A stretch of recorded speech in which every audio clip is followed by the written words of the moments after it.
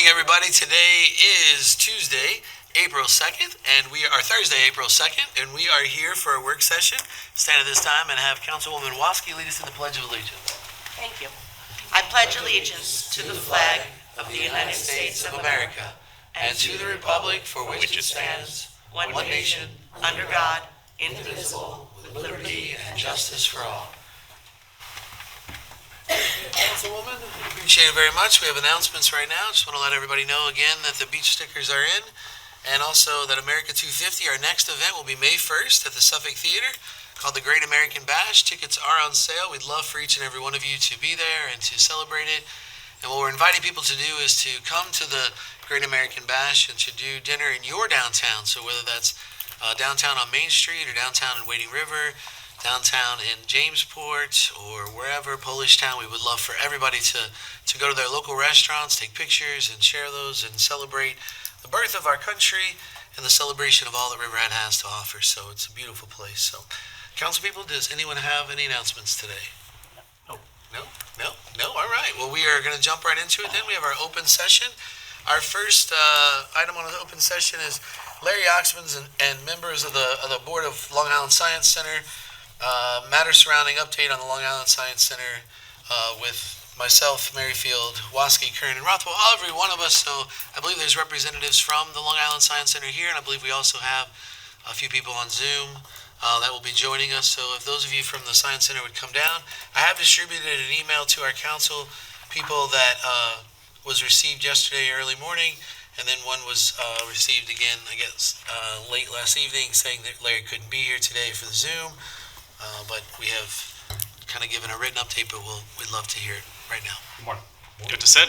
Yeah, absolutely. If you could just, once you sit, if you could each introduce yourself, so everybody have a seat with us.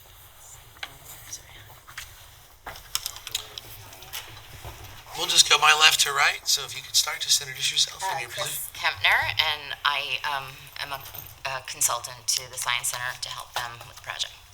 Hi, Alex Lipsky, President and owner of Lipsky Construction Management. I've been retained as the construction manager and owner's rep during the pre-construction phase of the Long Island Science Center project. Hi, I'm Lucy Barnes, and I'm a board member of the Long Island Science Center. I'm Sandy O'Callahan, and I'm a board member also. Okay. So last week we invited you and was here, and some of our council members brought up kind of the back history that has gone through. And so what we're asking for today is if you could let us know where you are, and then we'll just kind of have the questions fielded from our group. Great, and we do have some on Zoom. Oh, I'm sorry. Yep. Oh, I didn't see that they were up there yet. For those of you on Zoom, if you're able to video, that would be better. But if not, if you could at least introduce yourselves, that would be fantastic. Sure, I'm Sando from DXA. I can't get the video to pop up, but I am a principal here at DXA Studio, the architecture firm working on the project. Jordan, the kind of founding partner, is just logging on right now. Okay, I think Larry. How about Jeff? Yep, this is Jeff Zahn. I'm the board member on the Long Island Center as well. Thank you, Jeff. And somebody with DXA? Yeah, hi, this is Mark Timmons. I'm also with DXA, and I'm just a member of the team. Mr. Oxman, are you able to communicate with us? Oh, there's Jordan as well. Okay. I wonder why they can't do the video, because they have a presentation. Okay. Does somebody from your team want to just introduce Mr. Oxman and his position? Larry Oxman founded the Science Center in 1995 and has been on the board since, and he's the president of the board and has been pushing this project forward with the sale of the original building that was kind of crossing. Yeah, positions enough. And then is that Jordan? Is that who's on there? Yes. And what is Jordan's? Go ahead, Jordan. Hi there, Jordan Rogov, principal at DXA Studio. Okay. Just at Jordan, you guys, if you're going to present, are you having problems with sharing a screen?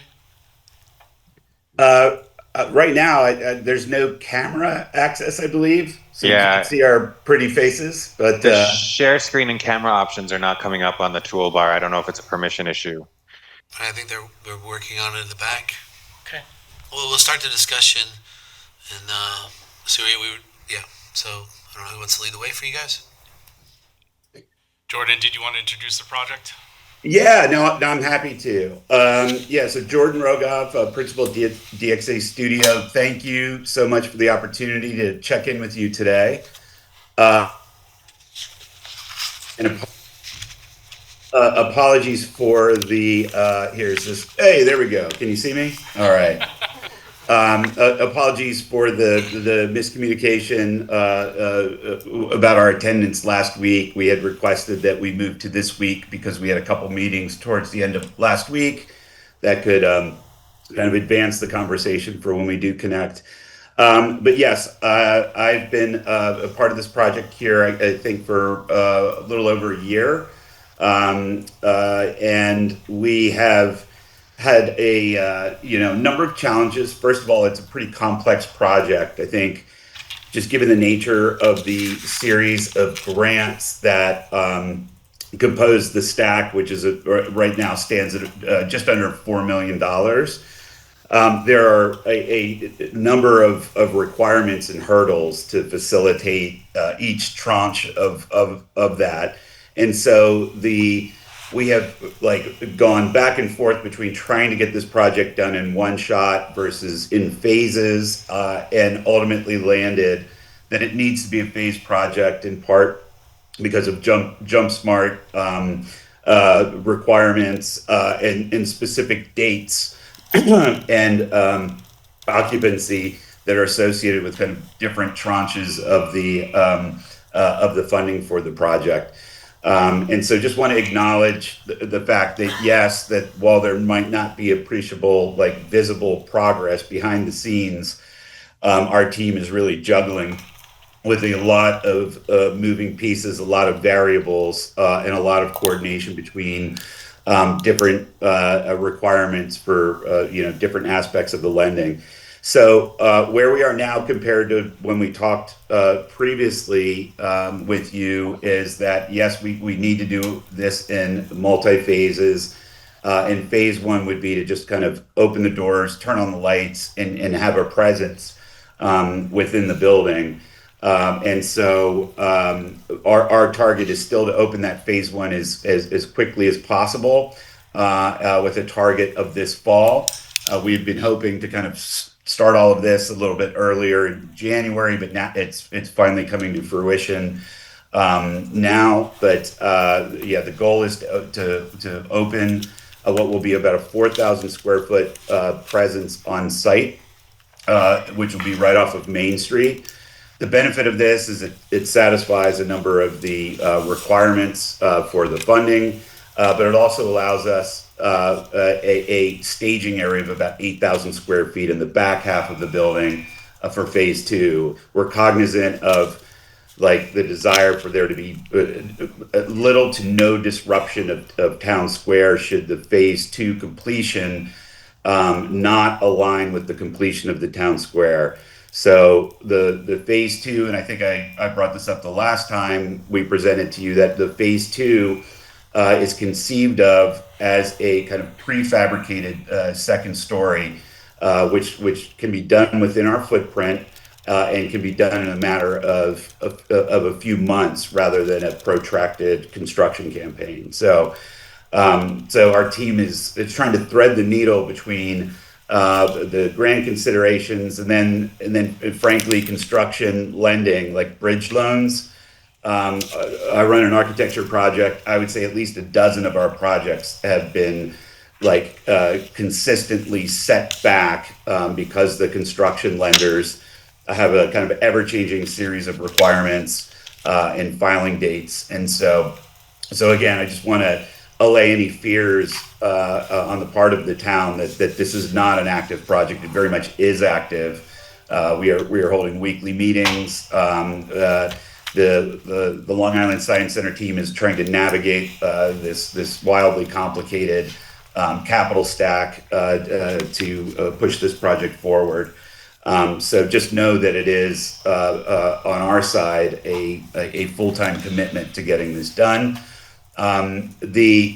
Where we stand now, I think we've had kind of periodic check-ins a number with the master developer, Joe Petroselli, and with the CDA.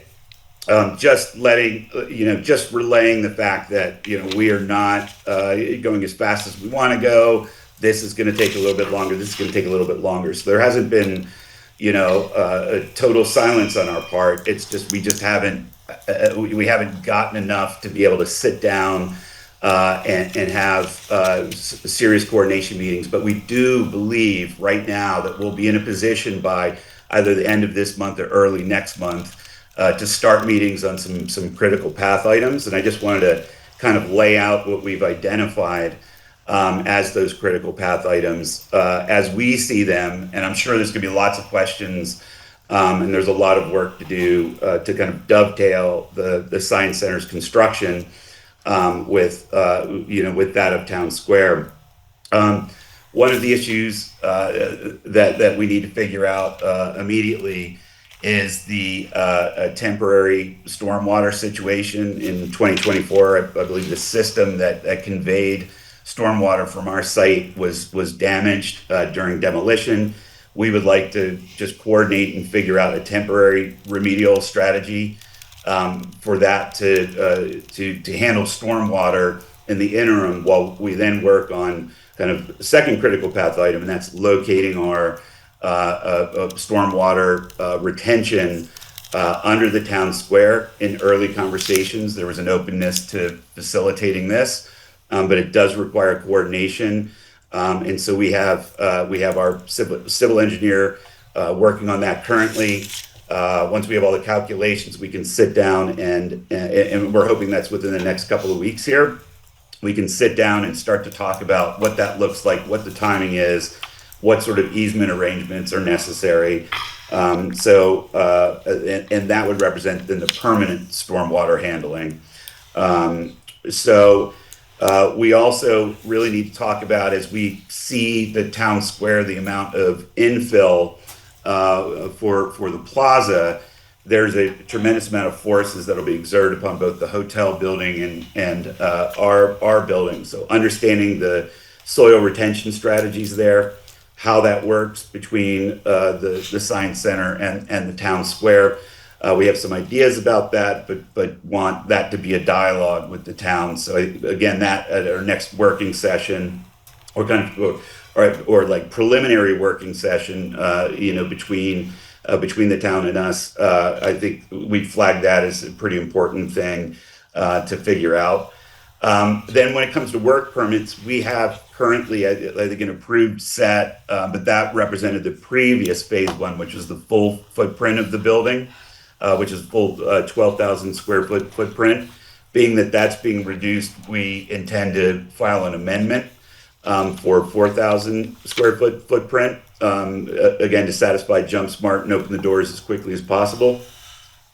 And so we'd like to talk about that. If we can do that with the architectural set and do this as kind of a design build expedited process, so selective demolition and preparation of the site can help speed up the clock on that. Then the exterior work permits, like how we dovetail that with work on the town square, the redoing the storefronts.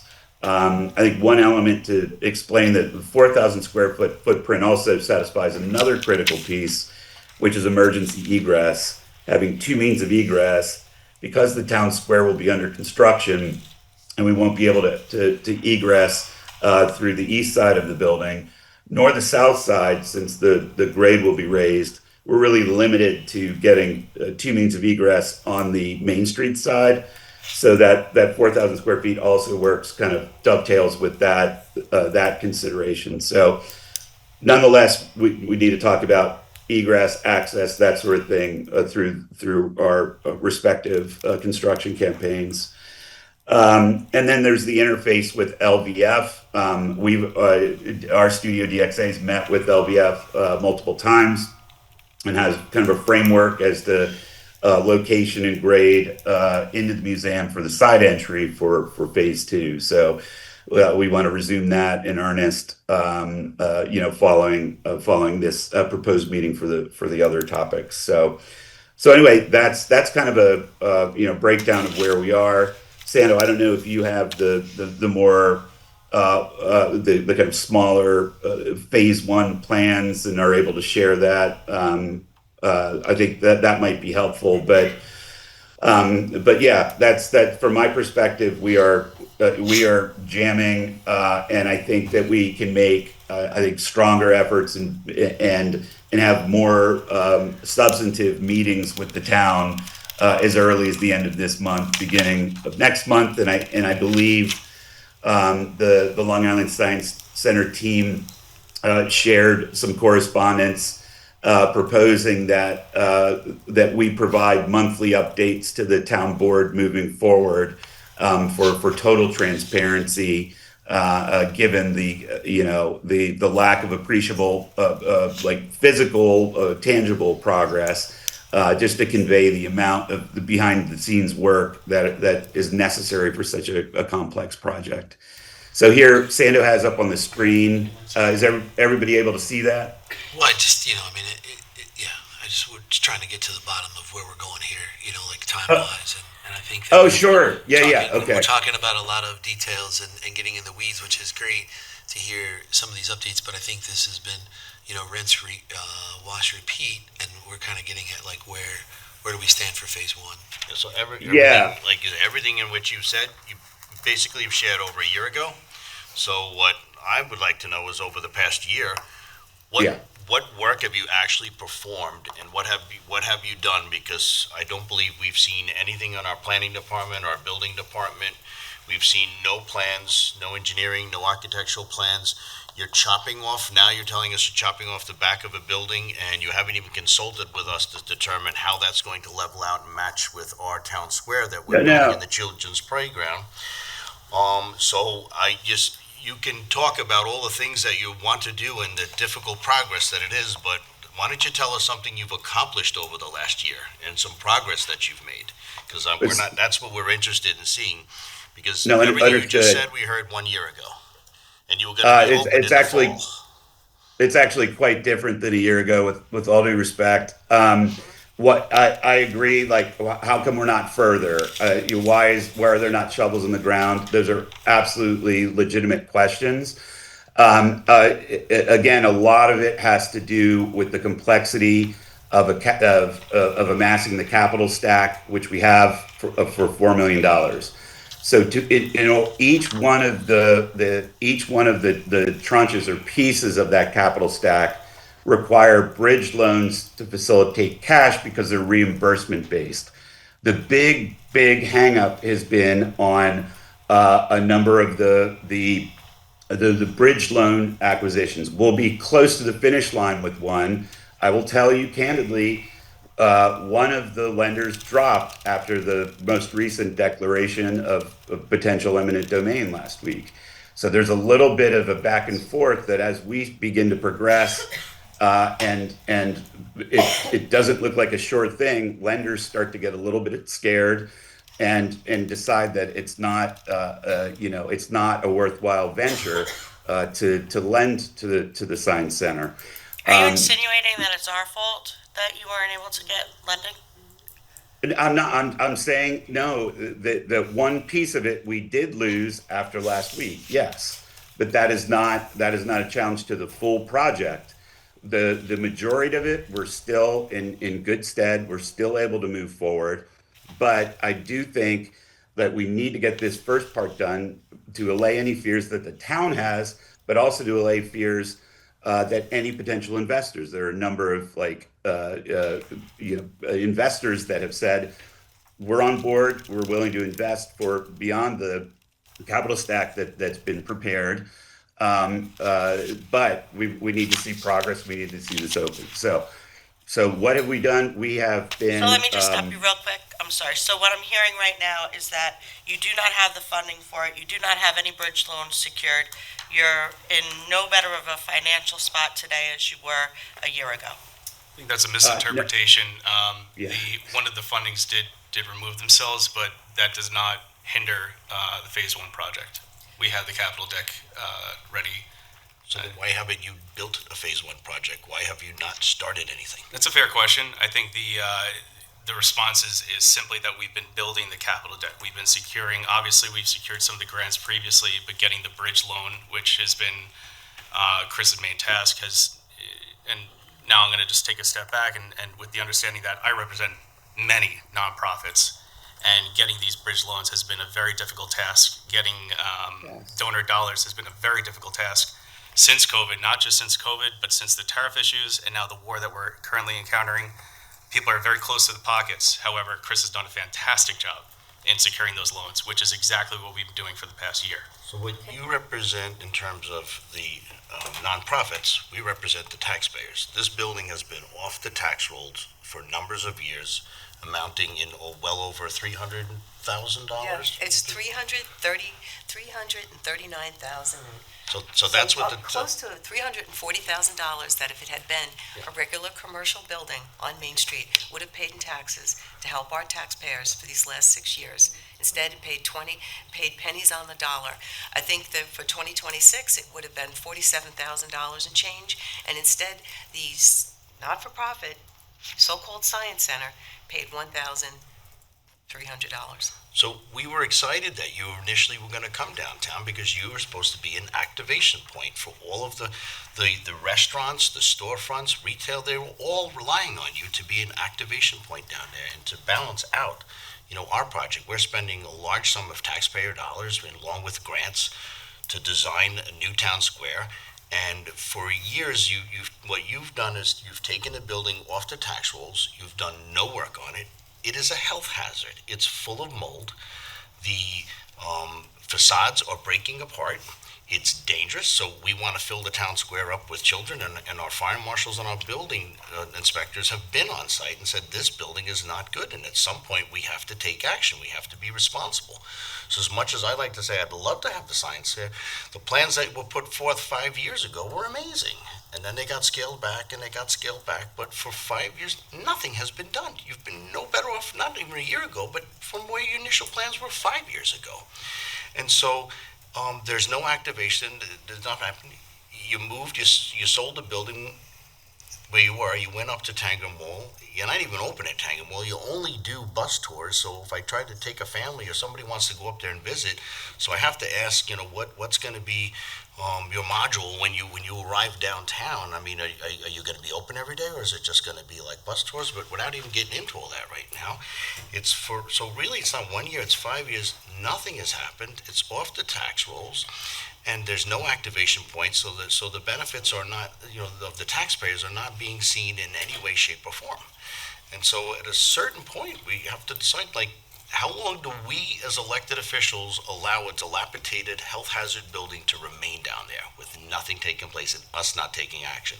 I feel like we've been put on notice by our own fire marshals and our own building department, and they're saying it's time.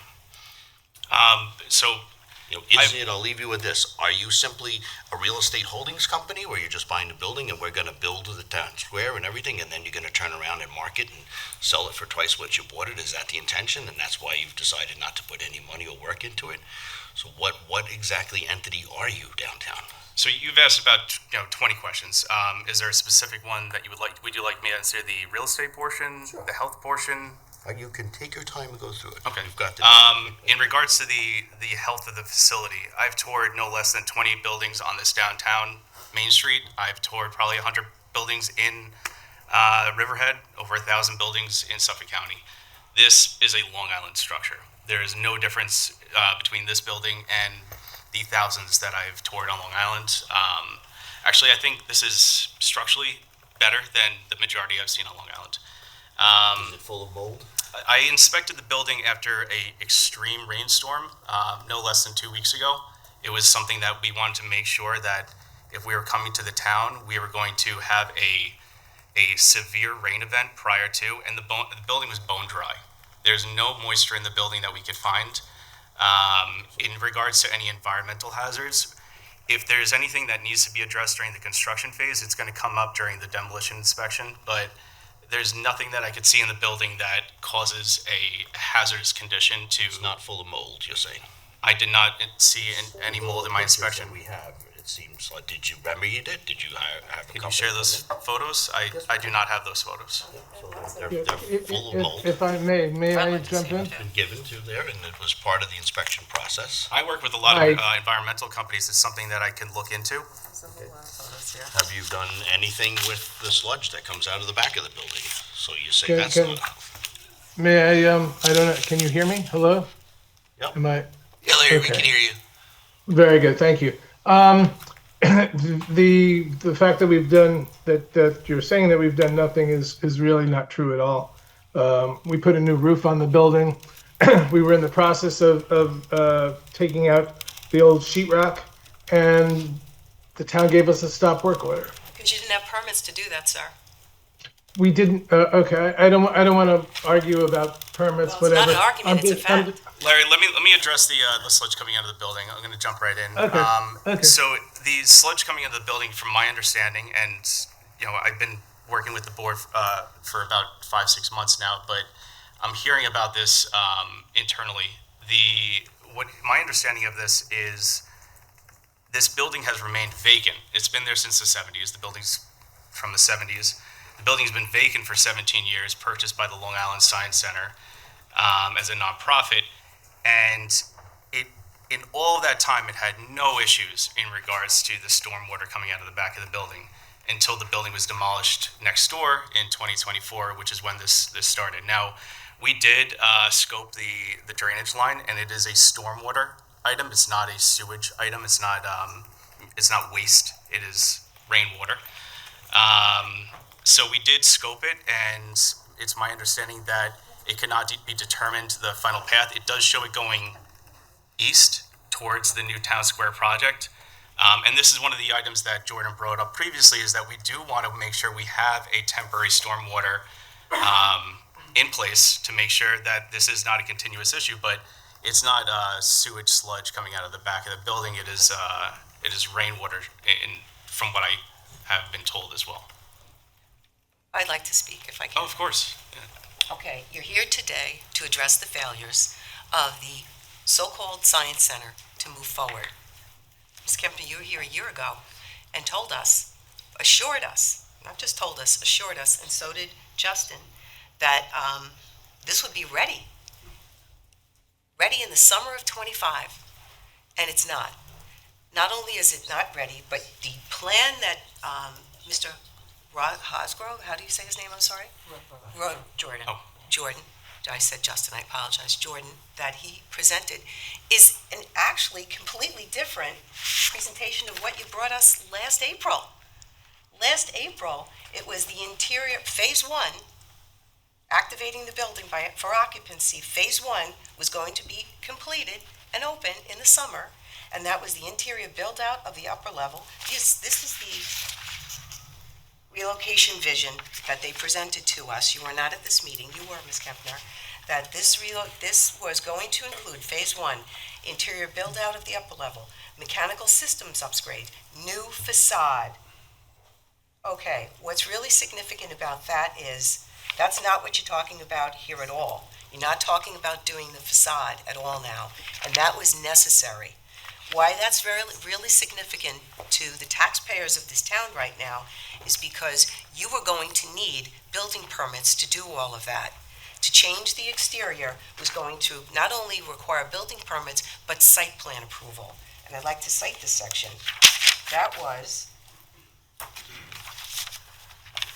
Town Code Section 301-304B, 2A and B. For any repair of an existing structure which requires a building permit and which affects the change of the exterior of, will affect and change the exterior of the affected structure. You needed site plan approval. That's what you told us you were going to do in phase one, back in April of last year. You needed site plan approval for that. You never went to the planning department for site plan approval at all. All year long, nothing. In fact, now you've changed it. Well, you're not going to change the exterior of the building. No, we are. So you don't. Sorry So you don't if there's a have to. So what you've done is you now changed your phase one. Now, also, what you would need to affect change if you are affecting change to an area of the site, including but not limited to drainage.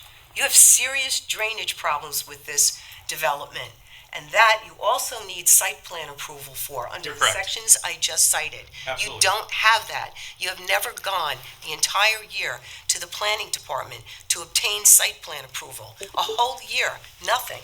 So none of this, nothing has happened. In fact, you submitted the plans for this phase 1 back in May of 2025, and that was it. Nobody ever heard from anybody again as to seeking building permits, seeking site plan meetings. The planning department is always available for everyone to go to. None of that was done for an entire year. And now you have the new phase 1, which isn't going to even give the facade to the building. What I'd like to do, I'm still speaking, sir. That's fine. I'm just, Is that I'm correcting you because you're saying I'd like incorrect to things. continue, if I may. I'd like to continue. That Sure. this building, you made promises to us that this would be open for business in July or August of 25. 10 times we heard on that presentation from April 10th of 2025 that this would be open. And we sit here today and I hear it's a quite different phase today. We have talks, we have substantial meetings, but we don't have anything accomplished. What I'm talking about is a 1938 building. The building is 111 Main Street. Let's stop calling it the Science Center. It is not a science center. It has never been the Science Center. When it was purchased, it was never opened as a science center. It remained vacant and blighted for 6 years now with nothing. In fact, even as Mr. Rothwell pointed out, the Tanger outlet, that particular premises that is the current not-for-profit science center, is not open to the public. It's only by appointment. In fact, it said closed a couple of months ago on Google, and that somehow got erased.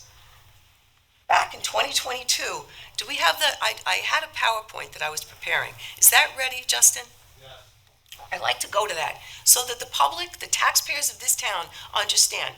This is the rendition that the so-called Science Center put forth in 2022. That was the building, 111 Main Street. That was it was going to look like with your renderings and your architectural renderings with regard to this premises. Could we go to the next one, please? 2022, that's again how amazing this was going to look, which we would have loved. Keep going, please.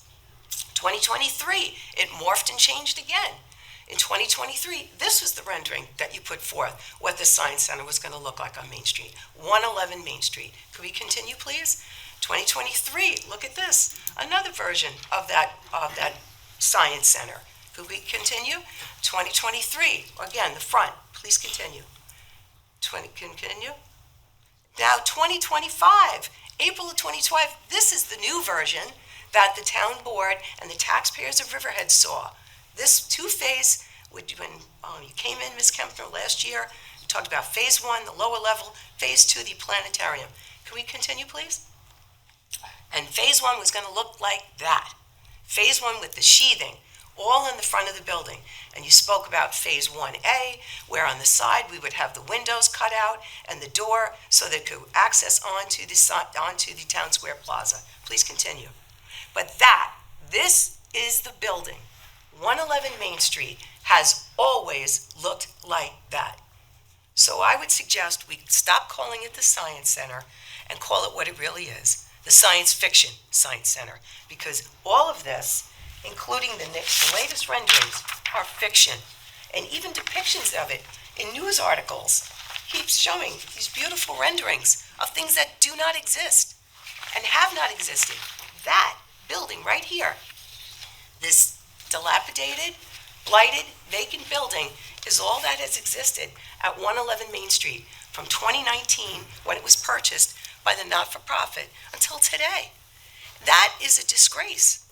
All these different versions put forth to the public, making the public believe this was going to be an amazing venture for our town square project, which we have invested millions and millions of dollars in, that grants we've received. It was supposed to be an activation for the town. It's nothing. It's a vacant, blighted building. And a year ago, all these assurances were made to us. Well, not to me, not to just to the town board, but to all the taxpayers in Riverhead, that this was going to be, I'm sorry, I have a very bad cold and I'm losing my voice, but this was going to be a real activation, and it's still nothing. And in fact, what I'm hearing right now is you're having substantial financial problems. We know for a fact that your Jump Smart grant is ending in June. That's $1 million grant you will not be able to utilize because that's a reimbursement grant. And the fact that you don't even have site plan approvals, building permits, you'll never be able to utilize that money by June of this year. So that's gone. So to say you have $4 million, that's not accurate.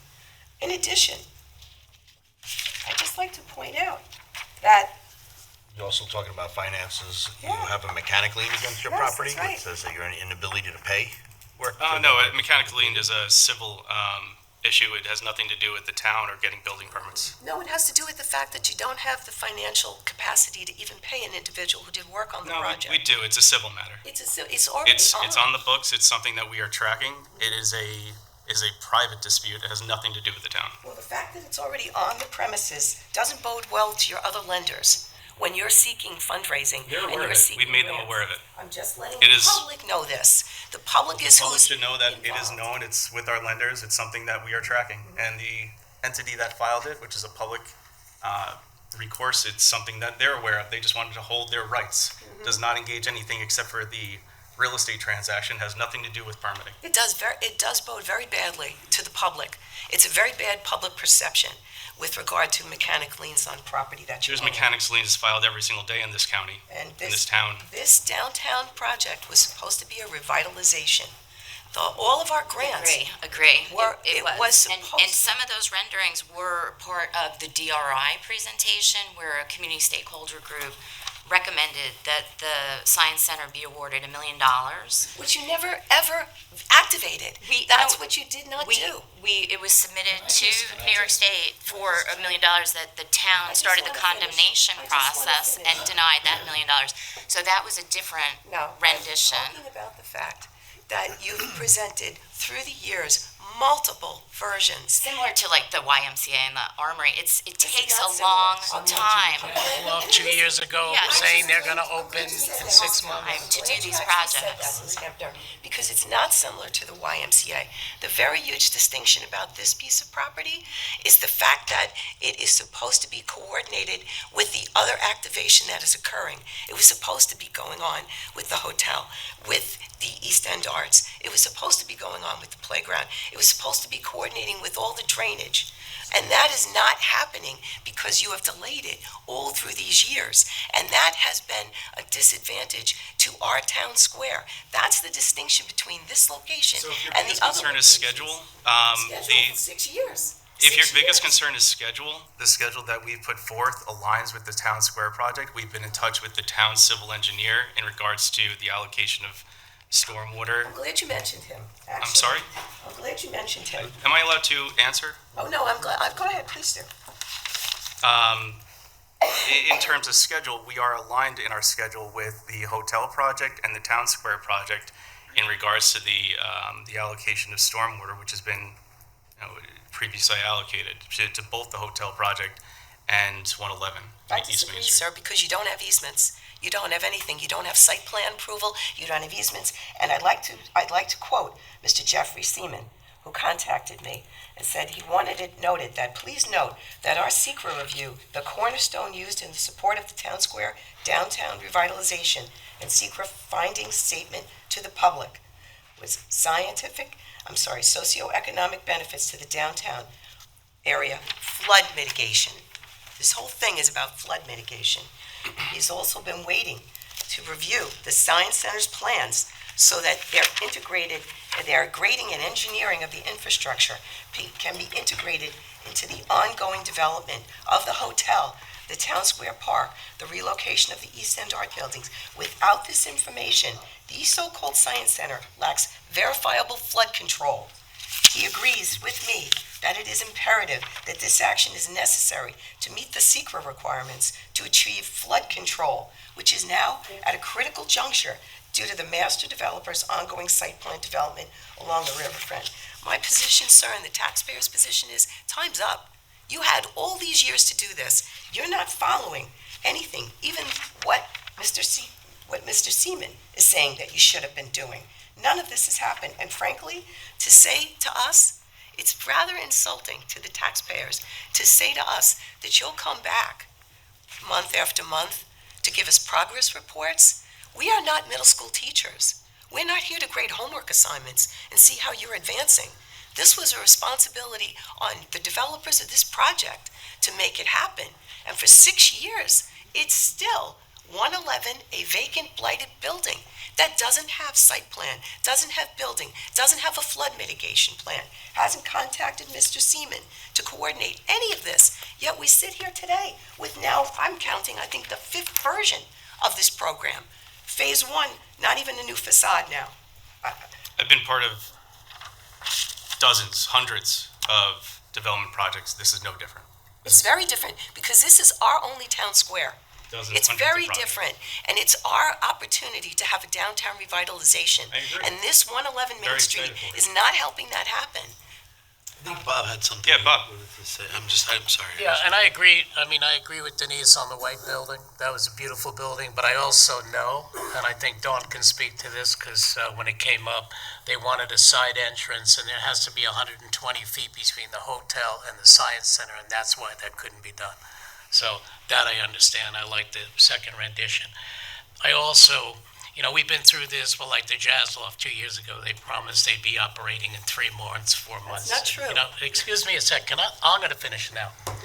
So, it was very, very clear to me that you guys are working with LBF, right? It's very, very clear. There's So constant communication, the architect. You're working on the drainage Yes. with that. Yes. My only question is, and it's very, very clear about the funding.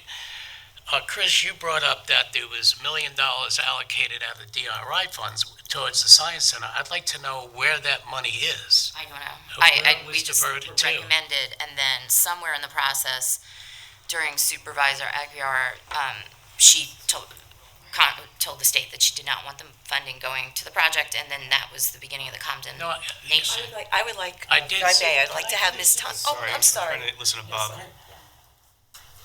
When I looked through the DRI fund, I saw Suffolk Theater got allocation, Science Center got allocation. I was just curious where that was. My next question is, I know where are you in terms of filing for a building permit? I can answer that. We want to come back again. I also just want to clarify the envelope of phase 1. Nothing changed from the previous.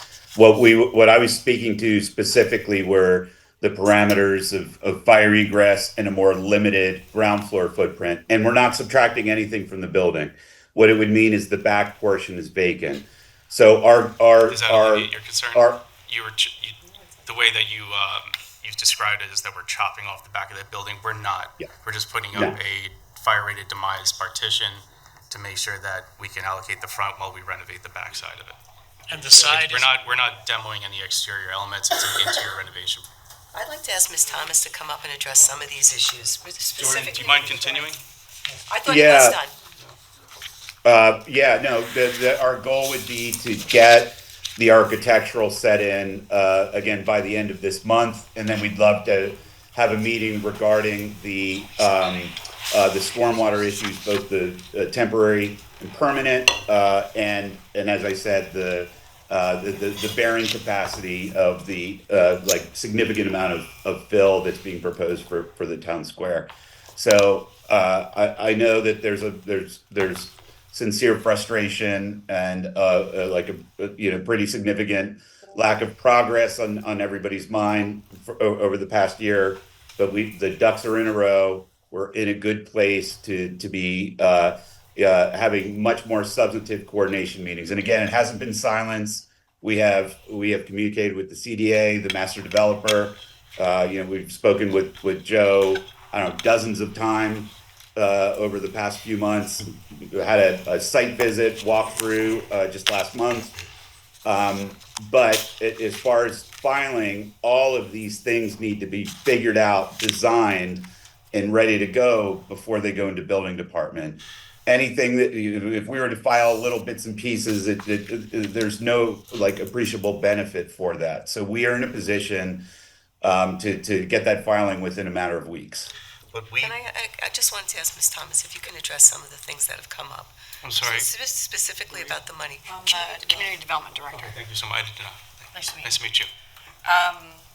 So I guess the one was DRI, so there was no $1 million award. There was a request, I think. The stakeholder committee recommended it, Yeah. and that was through a year and a half process. That Ultimately, the DRI, the way it works, just so the public understands, is the town is awarded $10 million based on an application. We were awarded the $10 million, and then the projects actually apply for themselves. So the town applied for its projects, the Science Center applied for its projects, the Suffolk Theater applied for its project, the library, the boathouse project, and so then those projects were vetted by a local planning committee. The local planning committee was comprised of some people from New York State and some people from the town, local people. Those individuals vetted the projects, made recommendations to the state, and then ultimately the governor awarded some projects and identified some projects, although without funding. So the awards were made. The Science Center was identified as a project in our strategic investment plan per the original plan that was existing at the time, but was not awarded any funding in that round of funding. The good news for the Science Center was that the naming of the project in the strategic investment plan was a good leverage step up for you to get other funding. I don't think we've gotten any funding after that. Well, that would be up to you to use that in your applications, right? We already have funding that we're trying to. All I'm saying is the even though you didn't get funding, the upside of that identifying of the project was important. Was useful. I think the Science Center leveraged the DRI. It was part of the activation, and I just want to be clear that this is not a real estate development. It is a nonprofit that serves children that has been doing so for 30 years. And it's, in a difficult situation right now because it's carrying, building downtown and open in another location. Nonprofits aren't really meant to be carrying properties that they're redeveloping. We've tried our best. Spend that money on that building, It's knowing that it couldn't go anywhere, reimbursable, and so now we need the it's offered cash. you as an entire project, Excuse me? because now you spent the money to purchase that building, and it's not something you have to answer, but the way it looks is that you took maybe any funding that you had, you purchased the building, and now you've completely limited the science. The Science projects. Center, They're not operating up at. I'm not on the board and I don't make those decisions, and I just really was the grant writer, and then I just stepped in to try to help the project get over the finish line. So, and everybody's volunteering their time because it's a good cause, and I think the taxpayers have supported the Science Center because a lot of people have experienced the Science Center, and I think the supervisor was there when the kids were in the building, and it's a good nonprofit. It does good work. I think I would love the Children's Science Center to open somewhere, someday, in the town of Riverhead, but not at this location. I Not understand, at the but town square. it just is, It's not it is a the science center. It's not a so-called science center. It's an actual It is. nonprofit. That building is not anything. It's a vacant, blighted building. The only place that is currently a science center is over in Tanger Mall, which is not open to the public. It is open to the public by appointment, and the children are being educated by the educators. We can only host 50 kids there, so there's a demand for 4 classes Excuse me. that at the same time, and that's why we needed the larger space.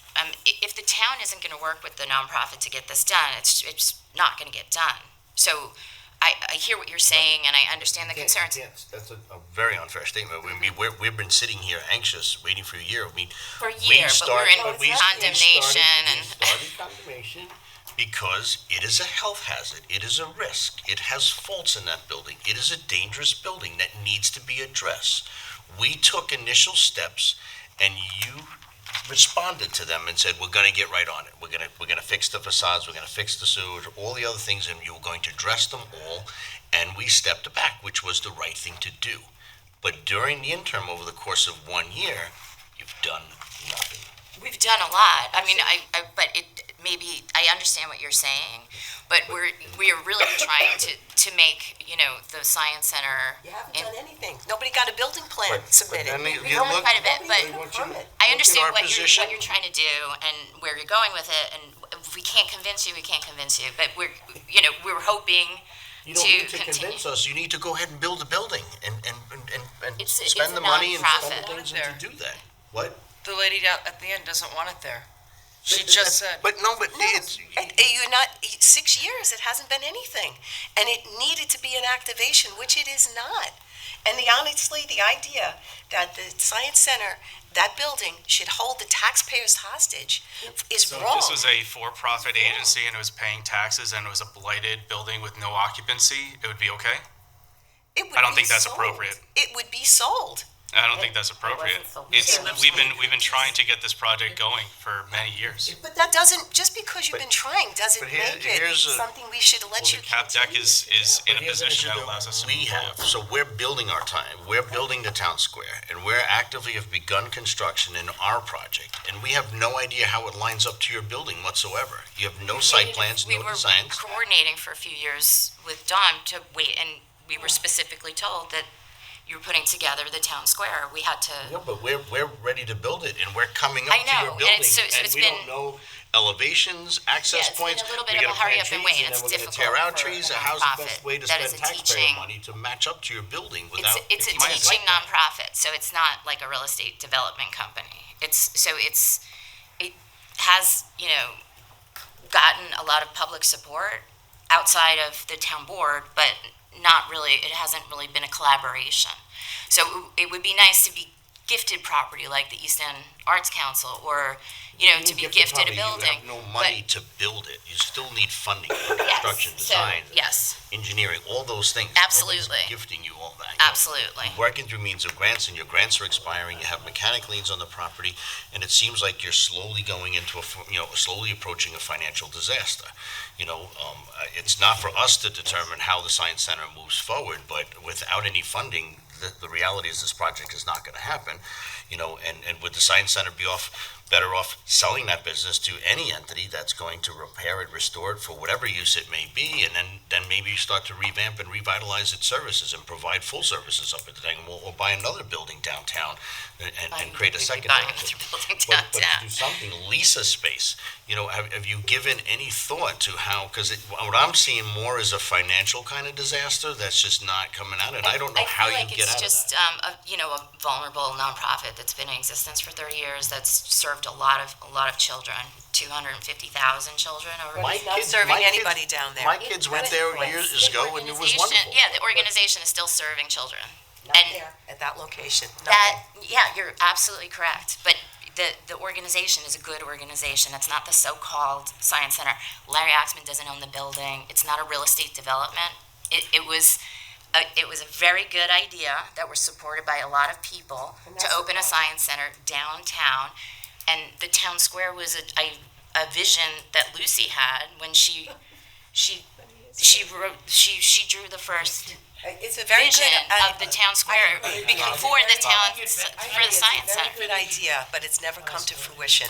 It's And our town a square- heavy lift, and it's something we need help lifting. Both of you, because one of our councilmen he was trying to finish his thought. Can I just finish my questions? And I completely understand everybody's frustration, but at the same time, and I know we explored, wasn't on my agenda, but, somebody purchasing the building, building what the science center wanted and then leasing back to the science center. So that was explored. However, having said that, I'm very familiar with what Jordan is saying in terms of you guys are working with LBF, you're working with Joe Petroselli. Yes. You're on the verge of getting your funding. You're addressing the drainage in the back. You're gonna continue, Jordan, correct me if I'm wrong, you are gonna put the facade going and do the cutout Yes. for the doorway on the southeast portion of the building? Yes. Yeah, so Absolutely. the only thing No, it was made. in It phase was made. one, so it will have that look, it just will not have the second story with the planetarium, which would be in phase two. And that allows for ADA access as well. It's part of the facade project. It's all in phase one. Everything that you guys have asked for and said is not part of phase one is part of phase one. And Site plan. Sorry, Bob? So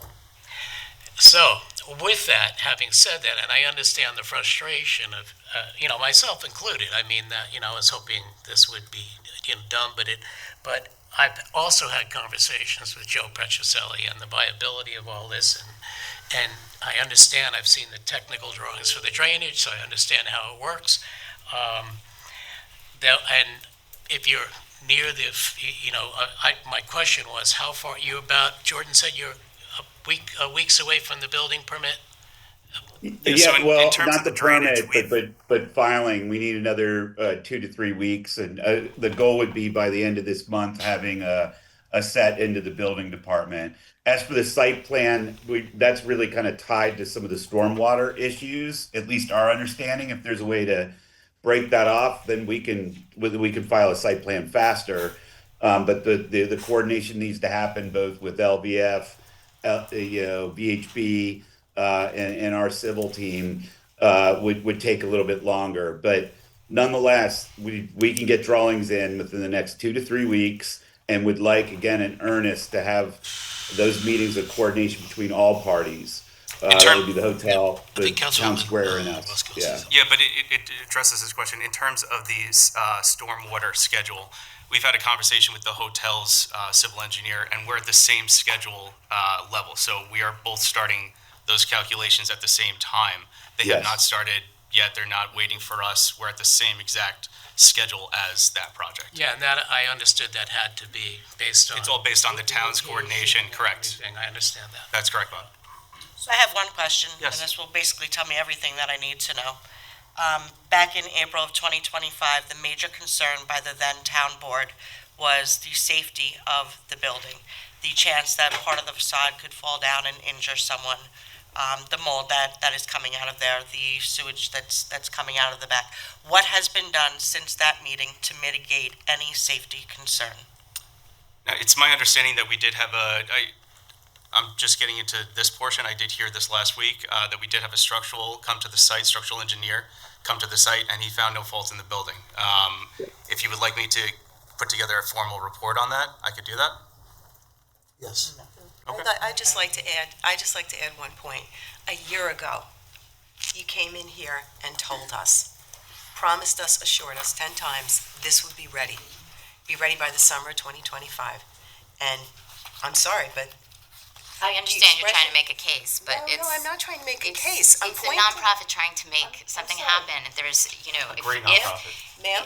if I misrepresented anything, it wasn't because I knew what we were doing and we were making a real estate deal. It's not me. It's not me that you're making misrepresentations to. It was the entire community. The entire community came out to support us, and they do support us. The entire community does not support you, ma'am. There are a lot of taxpayers that are in financial straits. And this is a lot of money that the town has invested in this town square. And it's a lot of money. You about the science center being. I'm speaking. I'd just like to state that one, a vulnerable science center, a vulnerable not-for-profit organization, if you don't have the funds, you shouldn't be developing this property. That's the bottom line. And there's an expression, fool me once, shame on me. Fool me twice, shame on all of us for listening to this any longer. I'm sorry, but time's up. You had a whole year and nothing was done after promises after promises after promises. And I don't feel you have any credibility left. And I'm representing taxpayers that feel that very same way about this not-for-profit. It's a 30-year organization. Yes, they have. But here's the issue. Yes, when we publicly spoke about condemnation of the project, there were many residents that did come out. People do support the idea. I support the idea of your project. But did any of those residents, honestly reach out and fund you and say, here's the money, go ahead and build it? Without funding, that's ultimately what we're talking about. You seem to be in financial difficulty, that without funding, it's not going to happen. So the entire community can say, it is a great project and we love it, it fits down there, it's wonderful. is it ever going to happen if there's no funding involved for it? And so A lot of this conversation, I understand what you're saying. A lot of this conversation seems to vilify the Science Center as like a real estate development deal. And the Science Center is a good nonprofit What has that building that been for 5 serves years? children, and I just want to make that clear because it's not the so-called Science Center. It's a 30-year-old nonprofit that does very good work and has established itself in that field. But you've also, in the past 5 years, you have posted it online for sale, and so you've. I haven't.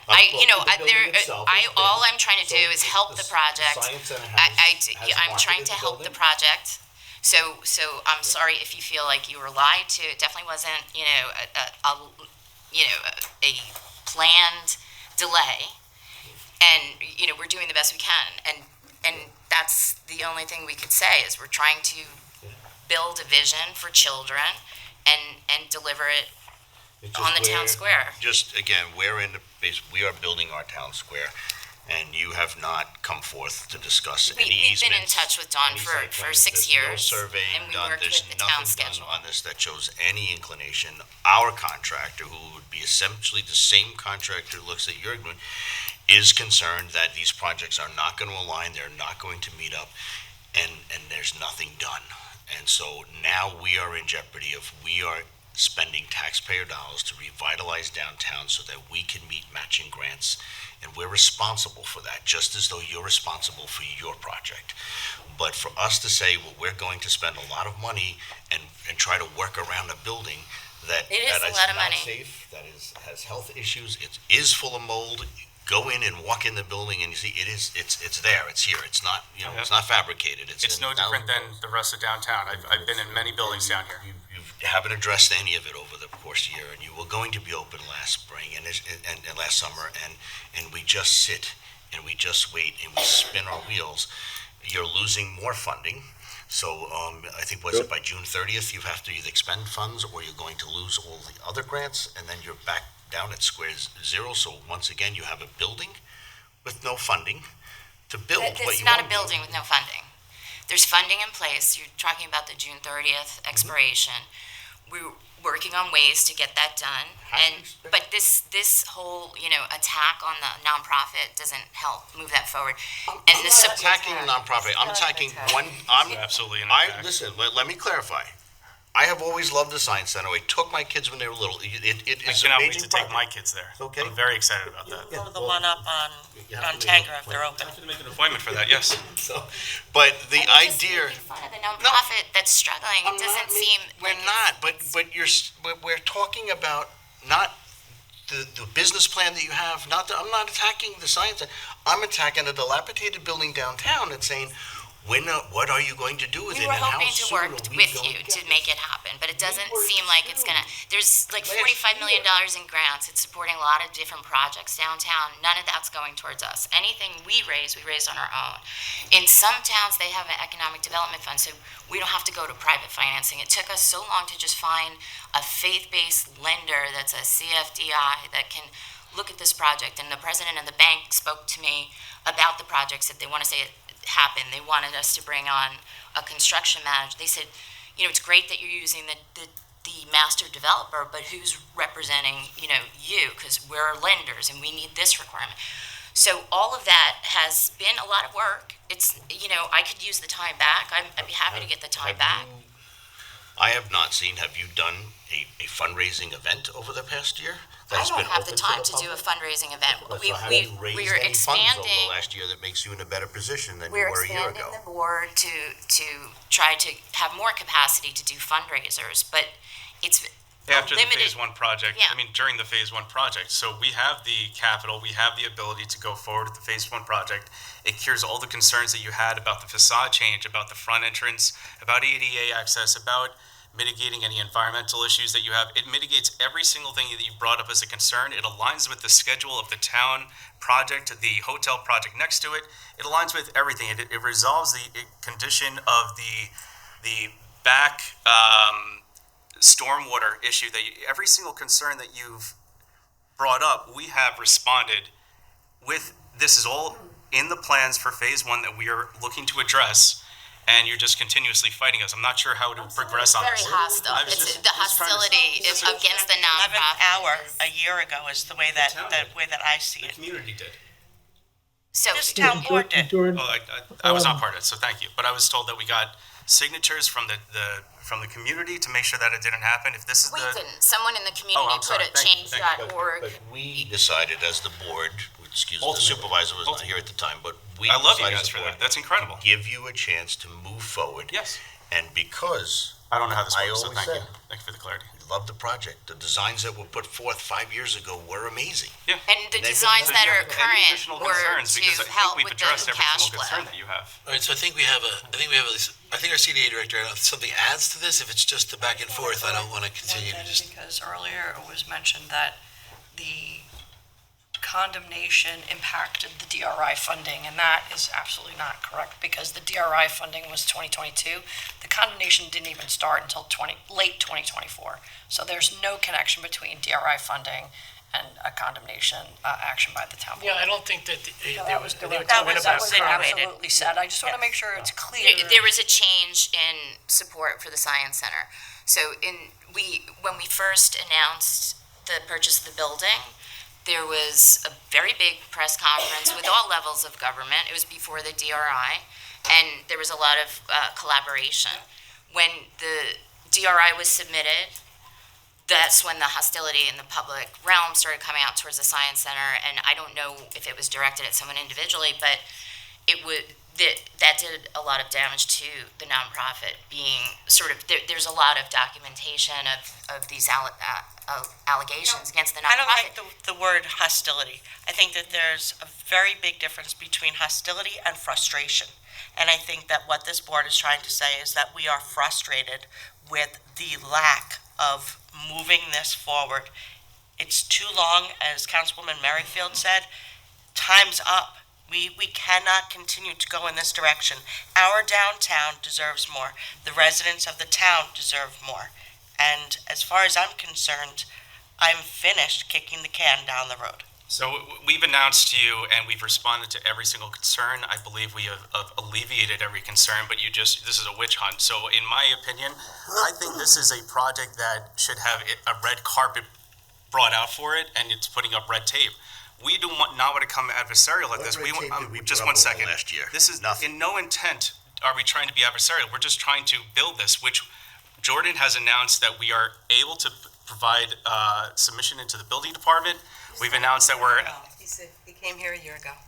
You were not in this project at that point That's in fine. time. I am Let me listening to explain- Jordan today, and he said it today. I know, and honestly, asking the group to come in and holding you to account for the misrepresentations is not an attack. The Long Island Science Center, this incredible nonprofit, I will take that all day. Well, calling things names like attacks and witch hunts doesn't change the fact that nothing has happened. Nothing. The building has sat vacant and blighted for 6 years. It has never opened as a children's science It's center. sat vacant and blighted for about 30 years, I think. Since you've purchased it in It was vacant 2019, and blighted long before that, 2019, yeah. when it was deemed a not-for-profit that has not had to pay taxes for 6 years, nothing has happened. Same with all nonprofits. Jordan, I think we've been down this, we've made this points very clear, which I understand. Just trying to take a temperature. Jordan, if you have something to add of value to this, if not, and it's just gonna go back and forth, I'm gonna cut you off.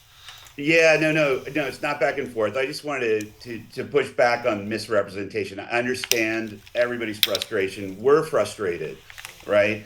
I don't believe it's misrepresentation. When we asserted those things back then, we had every confidence that the funding would line up, that all of these things would come in a row. That was not any sort of intentional misrepresentation. It is just unfortunate that the mechanisms behind each one of those, lending devices did not pan out in the way. We were not able to onboard team members till several months later. Okay. As an architect that at any given point is running about 30 projects, I would say about half projects end up having I understand. I unforeseen- hear what you're saying. I'm going to cut you Right. off because I think we're just going down a road, and I get it. So as far as I'm concerned, I hear where we are. I know that there's something on the docket later for this. So I will put you on the work session for next week again. I do not agree that it needs to be a monthly thing. The board has a motion that you'll see later to move forward with the decisions that we make. You need to make the decisions that you're going to make, which I understand. I'm giving you an opportunity to come back to that table next week. And I think that that's something that you need to be doing every week. But every month, to me, it needs to be every week that you need to be here and be accountable. If this board chooses to allow you to continue that, and we have our motion later, and we'll be moving forward with those things. But as far as right now today, I will have you on the work session, and we'll see where we land from there. And for the record, I understand the hurdles completely, because I've been speaking with Mr. Petroselli, quite often, and with Jordan, and I'm glad you've gotten this far, and hopefully you'll get a building permit the next 3 or 4 weeks, and you can begin. I was just, and I'll leave it at that. Thank you. I have That's tremendous respect for Mr. Petroselli. He's done great things for Long Island. I'd just like to say that nothing is a witch hunt when we've actually given you an entire year. That we were about to go forward with condemnation last year, and we gave the board an opportunity for an entire year, and nothing happened. No site plan, no building permits, no nothing. So I find it very offensive that you call it a witch hunt when we gave the Science Center all of this extra time and nothing was done. And now we just keep hearing more plans, different changes in the phases. It's still the same, all talk. Well, I'm okay with pulling back my words on that, and I apologize if I said the wrong thing there, but I will say I'm very excited to be working with the town on this project, and we're looking forward to opening this facility soon. I wouldn't take anything from this table as a guarantee, and I understand what's coming forth and where this train looks like it's going. Yeah. But you need, every warning sign is there and needs to be attentive. Thank you very much. So I'm going to just clarify, if I hadn't, but I have always been in support of the Science Center, along with countless residents in the town. Again, it has great programming years ago. It's wonderful. I just think there's a certain point, if you can't achieve the finances to build a project or to sustain the project, then you need to change your business plan. And maybe it is to simplify it. Maybe it's to lease a smaller space and sell the land. It's not for me to tell you what to do. But I just think Science Center is wonderful, but if you don't have the funding and it's going to remain in the same condition for extended periods of time, I would ask the Science Center to look at their outgoing future and perhaps change their business plan to say that maybe this, to surrender in this financial burden and consider a different business mode, because this is not working. It's just not fair for the taxpayers to have this building sit. I believe we've previously addressed this, so thank you very much for your time. I'd like to just thank you all for being online and doing that, and appreciate you. Listen, you can go ahead and Zoom. I think Larry wants to speak. Oh, I'm sorry, I didn't hear him. I would like, yes, please. Oh, Hello? so sorry. So, just, Jordan, I don't mean to put you on the spot, but is it your understanding that we would not be able to be open, period, until the stormwater, the new pools are installed in the town square? Even if we wanted to open tomorrow, we would not be able to? Well, no, I think Condition of your building doesn't allow you to open tomorrow. Yeah. That wasn't the question. Yeah, no, after the work. No, the goal would be to perform remedial action to the stormwater system that was damaged during the demolition next door. That's where the sludge comes from, and again, it's not sewage. It's hydrostatic pressure and a pump. So what you're going to see is a little bit of dirt in there, but it's all stormwater. It's not septic. But once that's fixed, we have a temporary fix. But long-term opening, yes, 100%. We need to have current code required storage. And that again is what was promised a year ago. And projects take time, especially ones as important as this. What is better on a plaza than hearing children going into a science center? You want a bank there. Argue the viability of children and stuff. I get it, Jordan. I really do. I understand it. So thank you, and thank you, Larry, for making that point. Sorry, I didn't hear you. Legitimately didn't hear you talking. My bad. Our next matter at hand is matter surrounding Alive on 25 for 2026 with Councilwoman WASKI. Thank you. Come on up. Yeah, yeah. I got a posse. Policy. So this is a continuation of our discussion last week about Alive on 25. I was looking for feedback throughout the town, which I did get from several business members. And if we can go around the table and just let everybody know who you are. I'm Mariana. I'm with the Riverhead Chamber of Commerce, stepping in for Liz. Good morning, I'm Steven Ciliato. I'm a Town of Riverhead resident and the owner of Ben & Jerry's. Good morning, Supervisor and Town Council. I am Diane Tucci. I am a lifelong resident, business owner on Main Street, former executive director of the BIDMA and Riverhead Chamber of Commerce, and as many people know, own Main Street Agency, which provides a lot of community events. And I'm Amy Fideli, and I work for Main Street Agency and have helped with the events that we have put on in the past few years. Thank you. So during our discussion last week, we were discussing the fact that possibly the BID and the Chamber and other committees had discussed at a meeting last week that maybe Alive on 25 is not beneficial to the businesses downtown. And I immediately received an email from Steve from Ben & Jerry's, and I was so happy that you sent that, and that was followed by many more phone calls, text, and emails from various businesses downtown that spoke about the positive impact that they have. And I have invited Steve to be here today so that he would be able to tell us a little bit about what Alive on 25 does for your business and why it's something that you're supportive as opposed to non-supportive of it. Yeah, of course, and I appreciate everyone taking some time to listen to me. So I think it's important that you understand I'm here in a few different roles today, okay? The most proud role I'm here in as a Town of Riverhead resident and a father of 3 little kids, 9, 7, and 4. However, I'm also here in the role as a business owner, and I'm also, in full disclosure, a lawyer, so everyone is aware. I grew up in Miller Place. My wife grew up in Sound Beach. High school sweethearts, been together forever. We were always West people. And when we moved to Wade and River and opened the Ben & Jerry's, we became East people. And now we come to Riverhead for everything. Our life is Riverhead. We shop here, our business here, so on and so forth. To take it back into the 1125, and why I give you that color and context is because I don't want you to also take my words as the business owner. I want you to take the words as a Town of Riverhead resident of 3 little kids. That's very important to me. Alive and 25 in any event that gets residents down in our community is amazing.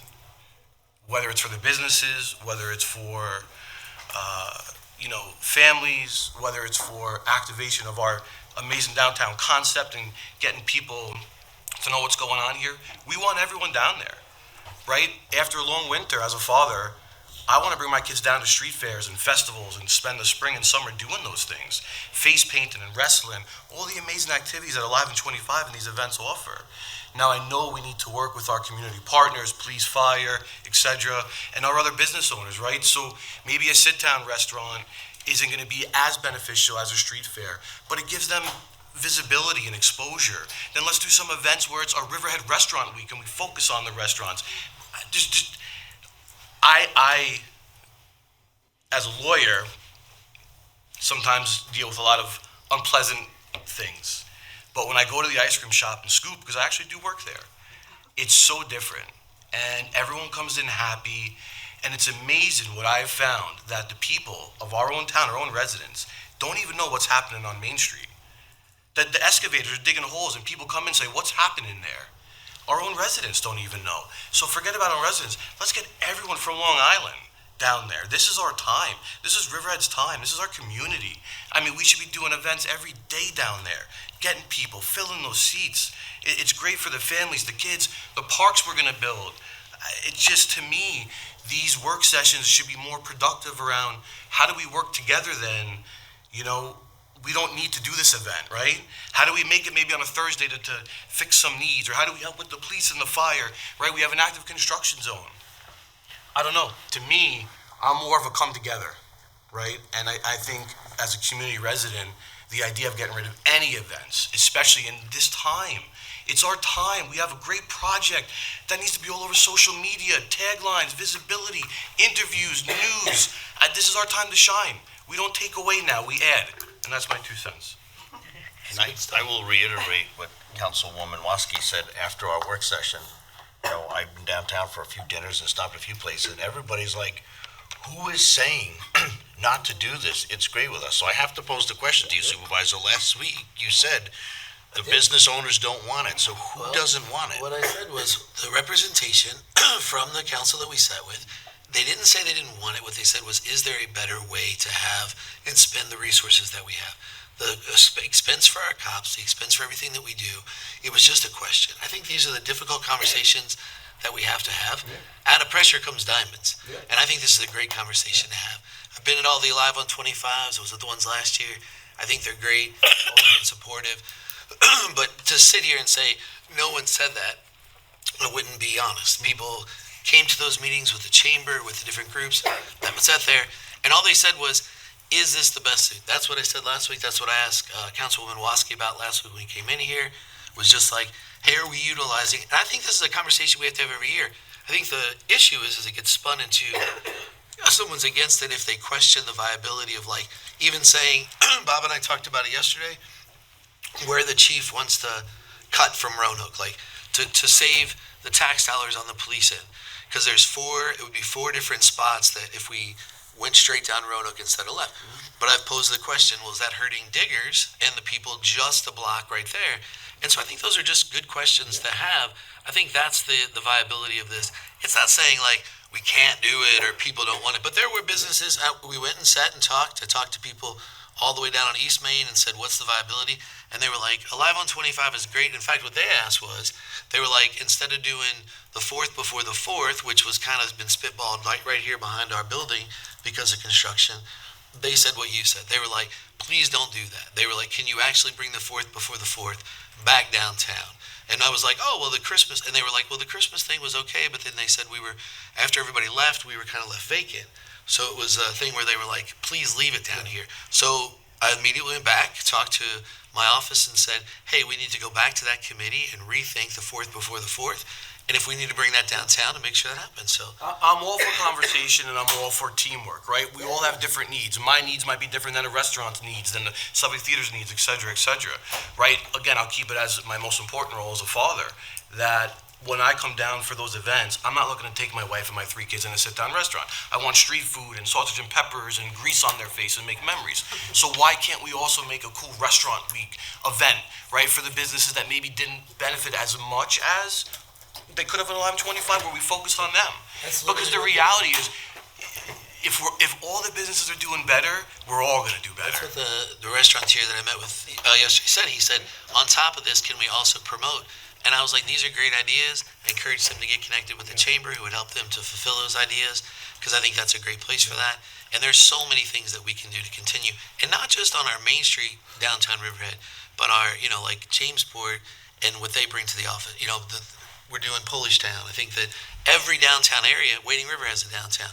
We want to highlight all those areas and making sure that we're utilizing it to the best of our ability. So I understand that. One of the key components that you said earlier is exactly what I said last week, is that even if a particular restaurant is not full or something at that time, it is a much different experience, and it's an advertisement to residents, people, non-residents, the surrounding communities that come to walk that street, as opposed to in your daily life simply driving down Main Street and going right through Riverhead. So when you walk it, you go, I didn't realize the store was here. I didn't notice this.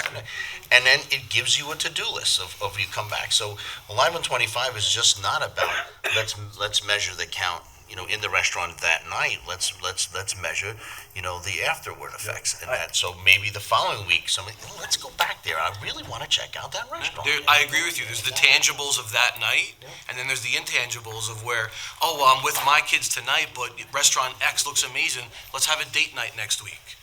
It just, any discussion that takes away from bringing people downtown, and I'm not saying that's what the discussion is doing, but any discussion where we're taking people away from the downtown, to me, is we should not be having that discussion. I think what this has really done is it's highlighted the need for extra events that we can do on paper that don't maybe cost the police and we don't incur those costs of B&G.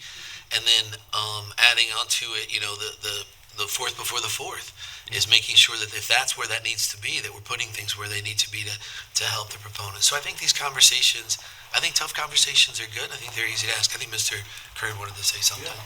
Look, I've worked from the first one and probably 12 of them. We created it together. Yeah, and I can tell you, everything you're saying is definitely true. The Friday night thing, I was totally against, and totally against doing it on 2nd Street for 2 reasons on 2nd Street. One, it's very, very narrow. You're not going to get a lot of vendors. You know that. I don't know what kind of business is going to drive downtown. I'm going to speak, but I want to correct that because I did not want to have Alive on 25 on 2nd Street. Yeah, I don't. So, I'm not saying you. Oh, okay, yeah. Okay. I heard it on work session, so I was like, hey, no, that's not what I'm going to do. Okay, yeah. So it's a difficult area. And I've been speaking with the chief in general, like about Town Square and about events, and when the Town Square is finished, and I wanted to ask you, because I did speak to the supervisor yesterday, like the more choke points there are, the more police, the more expensive, right? So, because I always like the cars on Peconic Avenue. He's talking now about McDermott to just before Roanoke. So Peconic Avenue stays open and Roanoke stays open. So the question becomes, and we don't have to solve that right here, right now, but that could reduce the number of police. It's like you're in my head. Well, I'm with you 100%. No, so, that's all I'm saying, because I saw a comment that, 3 board members are for it. And I thought to myself, well, that was interesting, because I don't know any board members on the last work session that were not for it, But aside from that, if I can interject quick, I understand from your position with logistics, funding, all that. It's not everything you want to do you can do, right? Because there's handcuffs here. But you're right. Let's find those ways to work with our law enforcement and our fire, marshals, and we can make it happen. We can make all these events. Let's figure it out. We're doing it, and we're also looking at the Patchogue Village model, where I don't know if you're familiar with that. I'd like to think they're looking at our model. No, well, they actually have. Why can't we be the model? I'll tell you exactly why. Because when somebody's this is not about the street fair per se. It's about the application process, and how part of the when you charge for a vendor tent, a portion goes to the clerk, which goes to the police to help fund the police. But I'll speak to you about that separately. If it's a good model, I'm going to explore it. So I'll say this too. I'll put the Ben and Jerry's hat back on. Just from a business logistical standpoint, Ben and Jerry's has signed up to do events across the island all summer, all into fall. And I'm learning about events I had no idea existed. I grew up on Long Island. So, think about not necessarily outside vendors coming in, but just people in general are going to know about all these events. We should be the model. We should be. It's our time. It's time to just seize it. Have you found that Riverhead has the best events? Riverhead has the best events. And again, I won't dive too much into it, but obviously I'm a franchise. I've gotten calls from other franchises inquiring about Riverhead because of what's happening here. People see it. And I've had nothing, which is all true, nothing but great things to say so far, because the community's been very great to us. The community's been amazing, but the business leaders, everyone's been awesome. And it's just, I just can't say enough. It's our time. It's our time. Well, I think and every town's doing this. I think Maritime and Greenport. I think we're gonna have to continually to look at all the programs every year, have these tough conversations, and that's what it's about. Is making sure that we're doing it. And out of this, obviously brought a lot of other great stuff that we see.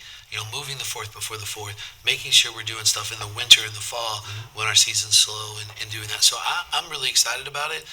Joanne, I think great job bringing this together and making this conversation happen. I would like Diane, though, to be able to...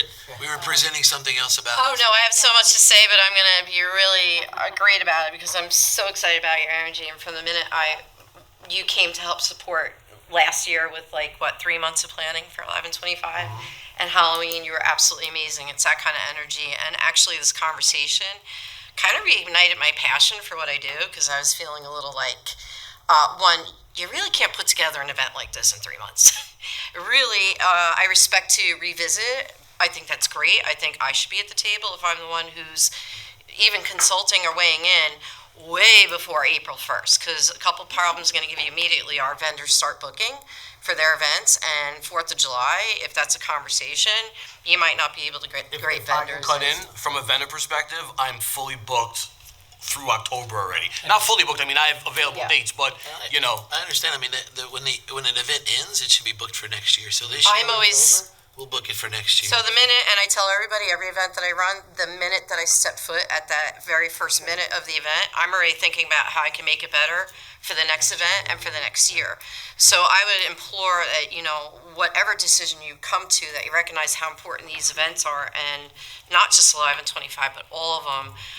But really, the most successful is being able to plan it properly. And, there are things we couldn't pull together for Halloween Fest because we just didn't have the time to activate it. And Halloween Fest is another really great event with the parade. But if we can plan it ahead of time and get the community to know it's coming and build floats and get really excited about it, and that's what I especially bring to the table. I'm a 4th generation resident here. My kids are 5th generation. I come from a farm family. I get it, and I know the people, and I can work with people in a different way. But I want Councilman Rothwell to lead the Halloween parade. I told him, with the headless horseman. what a great idea. And see, when we talk about that, that's always what gets me so excited about it. And, when the conversation started coming up, and even to the point of the police, I mean, it said you were in my head.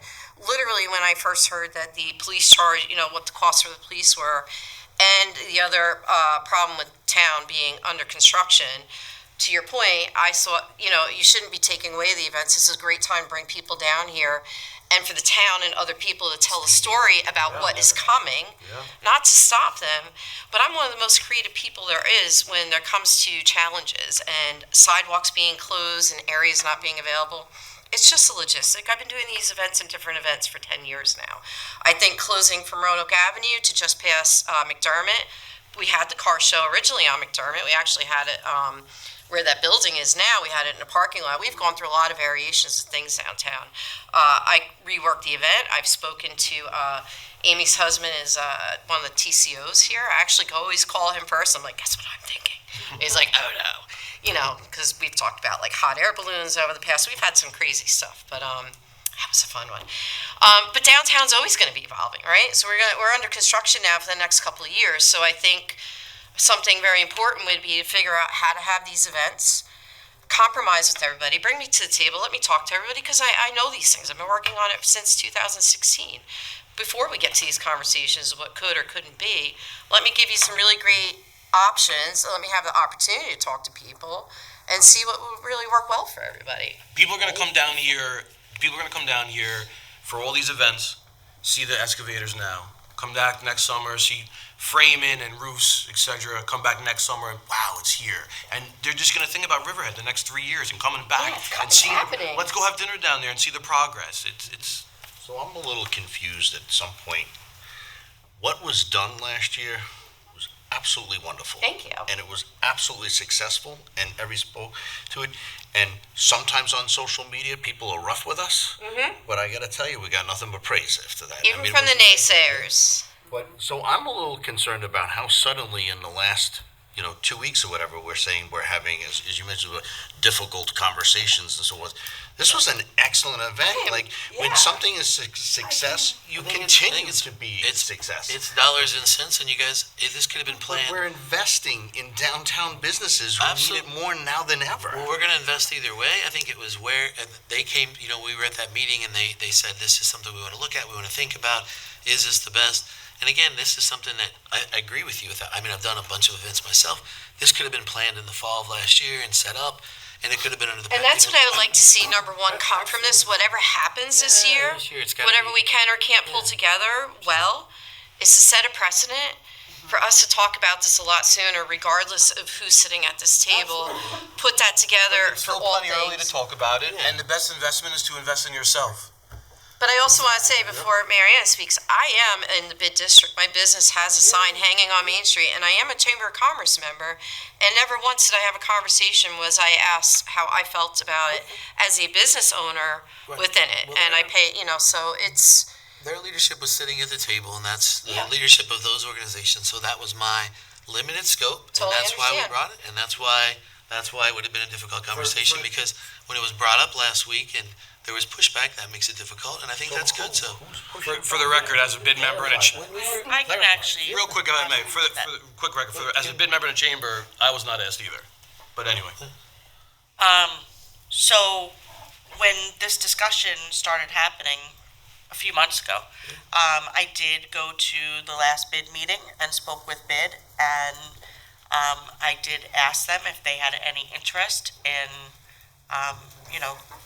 pulling off, if they could, the Alive on 25, and I came back to the supervisor and said, they didn't say no, but they were not, ecstatic about it, like they, but it was only fair to have that conversation with them, and then that's when you had the conversation. And we met with it was the Easton Arts, and the chamber was there, and they all just said, hey, this is something that, they were like, they said, this could happen, and it was just something they were like, but could we rethink it? And I said, I'll bring it up, and we brought it up, and it got a little bit bigger, everybody's like, and I'm like, no one said that, just was asking questions. You were there, correct? Yeah, so let me just, so I'm with the Chamber of Commerce. I stepped in on the 19th of this month, okay? So I'm an interim director. The collaboration meeting was one of my first meetings, and I was there with the bid, East End Arts, and Liz was also present. And the idea was brought to the table about how we can do this event, right?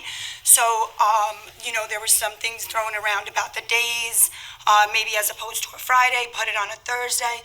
So, with very little time in this role, okay, I've done the best that I could. I know I stepped into the work session last week, and I was like, okay, let me go out and ask the businesses, right? So, I walked the streets of Riverhead, and whatever businesses, you guys were not open at the time, but I did, inventory what they thought about, because that's the best that I could do, is bring you what they want, right? I got no, we don't take a stance as far as like, we want we think any event that's going to bring business to Riverhead, no matter where it is, we want to help, right? That's what we want. We want to bring Riverhead. I love Riverhead. I live in Riverhead. So when I spoke to the businesses, overall positive experience. The thing that was brought up the most was the day, Thursday as opposed to Friday. Something to Totally agree. Yep. So that which was said, great, right? There was a hard no. I'm not going to say, names, but there was a hard no. I don't want this here. I pay taxes. They don't, I don't want it. Okay. That's one person. Who is they? It's one person. No, but I mean, this event is for the taxpayers and the community. Okay, So that's what was said, right? And then the other thing that I heard from a couple of businesses is food trucks. We don't want food trucks. So I'm just bringing that back to you, I don't have an opinion either way. Obviously, I understand we go to these events, there's food trucks, but this is what, Main Street, Riverhead, Can I just weigh in real quick on the food truck? Right. The food trucks, I think, they need to be there, because there are families that are bringing, their 3 kids and 2 of their little friends. They cannot afford to go into the businesses and actually sit down and have a full meal. If a family wants to go up to a hot dog truck and be able to get, 6 hot dogs for $15, that helps them. It also is part of the experience. People like to go, like Steve said, he wants his kids to come home greasy after a hot dog. It's part of the experience. There's also families that want to go and have the sit-down experience in the restaurant. It's a little something for everybody, and I really don't think that the food trucks are taking away that much from the I restaurants. need to jump in on this, because this has been a conversation for so many years since the inception Don't of worry this about event. disagreeing with me. I'm Oh, fine. no, you're fine. Oh. We're fine. Last year, very specifically, when I came to the town board and we had conversations about this, with it moving away from the bid, was the ability to make it more Riverhead centric and making it like a taste of Riverhead, which we so successfully executed.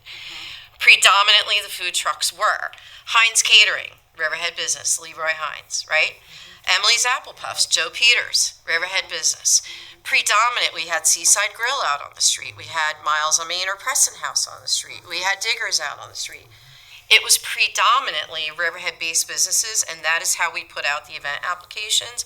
with the exception of a few food vendors who had participated in the event since day one, and I kind of considered grandfathered in, because there's only so many things you can change in 3 months, and you need it for people to have availability. But you do, and there's food truck people, and we are very, very careful about where we put our food trucks at any event that I've done, and anybody who's worked with me knows that. I'm very careful, and in fact, I even curated to make sure that this food truck didn't sell what this restaurant did and space them out. And if we are to execute a shorter footprint, I would do so again. So it was predominantly Riverhead-based craftspeople and farmers market people. We had really great vendors because I went to the farmers market and the crafters and the artisans and people that I've worked with on other events. So that's why people enjoyed it, and a lot of Riverhead musicians. Isa and Arts Band, Reeb, School of Rock, or musicians that are a part of it. We so focus on making this about Riverhead, and that's what I want to continue to do. Obviously, Riverhead doesn't have everything, but that's where we can sprinkle in a little bit of the extra on top. The wrestling has to do with Lucharitos, Mark LaManna, right? Okay, so you have Lucharitos down there. Well, he's not in that building anymore, but if you sat and talked to me, I could sit and connect everybody, because that's how we put our events together. And the pub crawl was great. So after the festival, Let's Go, you had... And that's the other part of it too, that correct. was great. So that's all the local bars and restaurants in the area getting those people that wanted to still hang around and have a And good we time. put that on all the marketing, and the last point on that with concern of not doing something is all the momentum that we've gained, that we don't have to put tons and tons of money into advertising. We had to put a lot of money into advertising in 2016 to get the event off the ground. Now people are looking for it. I just have one request, and I know from the CAP, I'm the liaison for CAP, you don't want to see any cannabis booths advertising at the... Well, if we get to a conversation where we're being hired, and I respect that, I would love to have those conversations as a recap to see, it's it's the Town of Riverhead's event, so. My final 2 cents, because I know time's precious, and ultimately the conversation really boils down to money, right? It is what it is. Last year was my first year, so I have nothing to measure it against except other events in other towns. Last year was a smashing success. We should not lose the momentum. Thank you, guys. Thanks each of you for coming in. I think it's really good information. And on the money that it costs to produce the event, I just have to say there is economic data on every event like that. There is a outgoing trickle effect, not just on downtown, but events like that do pour several $100,000 into the entire community, besides creating that love of Riverhead, which we are all here for. Absolutely. So I look forward to hearing what may or may not be next. So Trying to figure out how to pay for this is what it boils down to. let's have a meeting. Yeah, I would like to.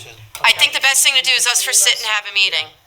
I'd like to do that. I have budgets, Steve, good to see numbers. you. Thank you all, and Shop is bright and beautiful. thank you for your work That's all I on can tell you. Main Street. Thank you. Appreciate it. Thank you.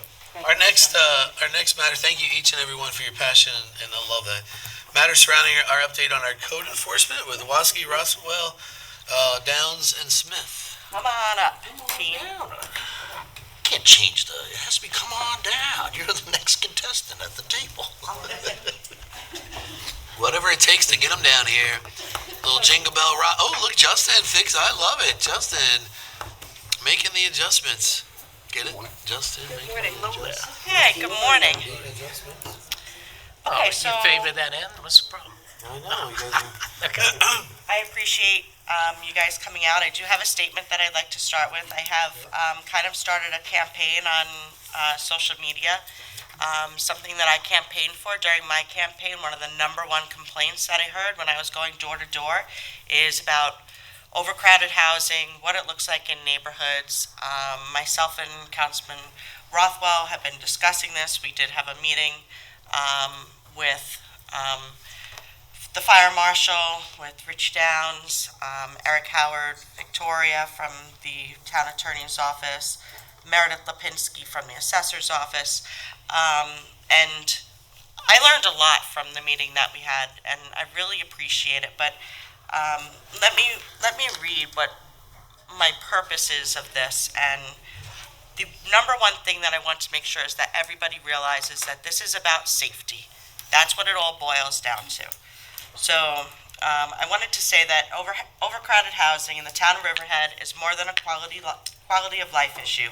It is a serious public safety concern that affects the entire community. When too many people live in unsafe, overcrowded conditions, it puts families, especially children, at risk and places added strain on neighborhoods and local resources. It is unfair to our residents who work hard to maintain their homes and communities, and it undermines the safety and stability of all who are well deserving of it. Property owners must be held accountable for maintaining safe, legal living conditions. No child should have to grow up in an environment that is overcrowded, hazardous, and potentially life-threatening. These situations increase the risk of fire hazards, health issues, and emergency response challenges. This is a problem we can no longer ignore. I am committed to addressing overcrowded housing head-on through stronger enforcement, smarter policies, and meaningful community input so we can protect our residents, support our neighborhoods, and ensure Riverhead remains a safe place for all that call it home. Let me be clear. I will not tolerate the conditions that we have had take hold in our neighborhoods from Wading River to Laurel. We are not just talking about overcrowded housing. We are talking about a pattern of neglect and disregard for our community. Cars parked across lawns, trash piling up, multiple overflowing garbage containers and cans that are left staying out for days after pickup. This is not acceptable. These are not minor inconveniences. These are violations that compromise safety, diminish quality of life, and contribute to the blight of our neighborhoods. Our residents deserve better. Our families deserve to feel safe and proud of where they live. I am committed to making sure that this happens. We will enforce our codes, we will hold property owners accountable, and we will restore the standards that our community expects and deserves. With that being said, I believe that we have a plan of action moving forward, and I would like to turn this over to Councilman Rothwell because he actually came up with some very good ideas of how we will be able to work together within our community to address this issue. So thank you very much, Councilman WASKI. So it's been great to sit down and work with you and other board members as well. That when we talk about overcrowded housing, it's really more of an umbrella. It's not just about counting the number of individuals in a particular home. It's about what happens through the quality of life of neighbors, the way rental properties may be maintained or lack of not being properly maintained. We always look at fire, police safety matters and life conditions, but one of the things in which we talked about was how to address it overall, because it's an umbrella. It's not just about counting individuals in a home, because that could be debatable often with the state of New York building codes about what's permissible in a home. But one of the things that we looked at is that our code enforcement department does its absolute best, and I always commend Rich Downs and the work that the entire department does. But the reality is that you are understaffed. Okay, and so that's one of the things that we talked about at length. And so if we could agree as a board, and I think we have come to that agreement, is that often the work in which you do is reactive. You're receiving complaints and responding to those complaints. And there's not necessarily available time or enough hours in the day for your code enforcement officers to head out on the street and let's start from the east side of the town and work every street over to the west and vice versa to every street in the middle. Where we're literally highlighting in that we've attended and we've marked off, so we've taken a drive through every street in the town, because that's really what we need to do in the long run. There's always seems to be a fear of, well, that means putting more money in the budget, hiring more individuals to do that. So how do we do that? Rich and I worked together. I hope you don't mind dating ourselves here, but over about 30 years ago, 35 years ago, we worked together. We were both code enforcement officers for the town of Brookhaven. And sometimes it's about just going to the simplicity of taking some of the tactics that were used back then and still applying them today. With the simple means of that, we were part-time, at least I was part-time employees. We worked 19 3/4 hours a week. We weren't given health benefits and so forth, so there wasn't a large expense taken forth by the town. But we were sent on a task, to visit every town park, and we had different regions of where we worked, and then the daytime shift communicated with the nighttime shift, and they said, I went to these parks and you need to follow up with these ones. And we had to comb each day, but we were looking for those unregistered vehicles, those, pools without fencing around it, the cars on the lawn. Even back then, 30 years ago, was a problem throughout. But one of the things that we did is that we used to come back and we would sit down and say, how many tickets did you write today? What did you do? And well, I wrote this one, and back then this one was $125, and this was a $200 ticket, and so forth. And now they're significantly more, thanks to Councilman Kern, where we keep raising our fines, which is great. So the income is there. So the reason we say all this is that our positions back then, they were self-sustaining in terms of, like, it didn't cost the taxpayers any money. What we were writing in fines and what we were bringing in through taxes, and even on the slow times, we took a ride through the fire zones and we went to Home Depot and we wrote, just like our TCOs do, we wrote tickets to Occupy wherever we were. We were scanning the town is what we were doing. And I think we need to get back to that. And so if we as a board agree to, okay, we're going to put forth more part-time code enforcement officers to actually go out on patrol the town, to start going out there and being now for the first time proactive, not waiting for one resident to complain against another resident, because there's always a fear of that and how it goes back. Is there retribution? Are they going to know that it's me? Instead of us being out there, if people can call us and point out the problems to us, often I think all of us as members of the town board go out there and people tap us. You got to get to that house, so you need to go over there, and then we call you and go, here's another complaint, Rich, and then. But if we can be proactive and we get out there, so I firmly support that we invest, we hire additional part-time employees immediately. We send them out on the town, and we can watch. I would guarantee that they will be self-sustaining. They will cover their own cost out there through means of fines and summonses that are put out there. And I think the residents I know will embrace it, because there becomes a quality of life issue in terms of, well, when we're attacking the visible, obvious things such as litter and parking all throughout the ones. We've put some great laws. Andrew, you've written some great stuff from the fire thing about fire safety on a lot of things. And now, but it's just about having one more person out there to respond and be proactive and start looking for those things that we're seeing. And then we get to address it that way. So I think we came up with a great solution. The hours that they would be working are actually the hours that you have the cars at home, not during the day where, everybody's out at work, where they're home at night, where they're bringing home their vehicles from their job and parking them, on the residential property, which is just adding to the problem. And I looked into it, and I believe the town of Southampton, they don't allow people to bring home their vehicles from, if you have a plumbing company or, electrical company.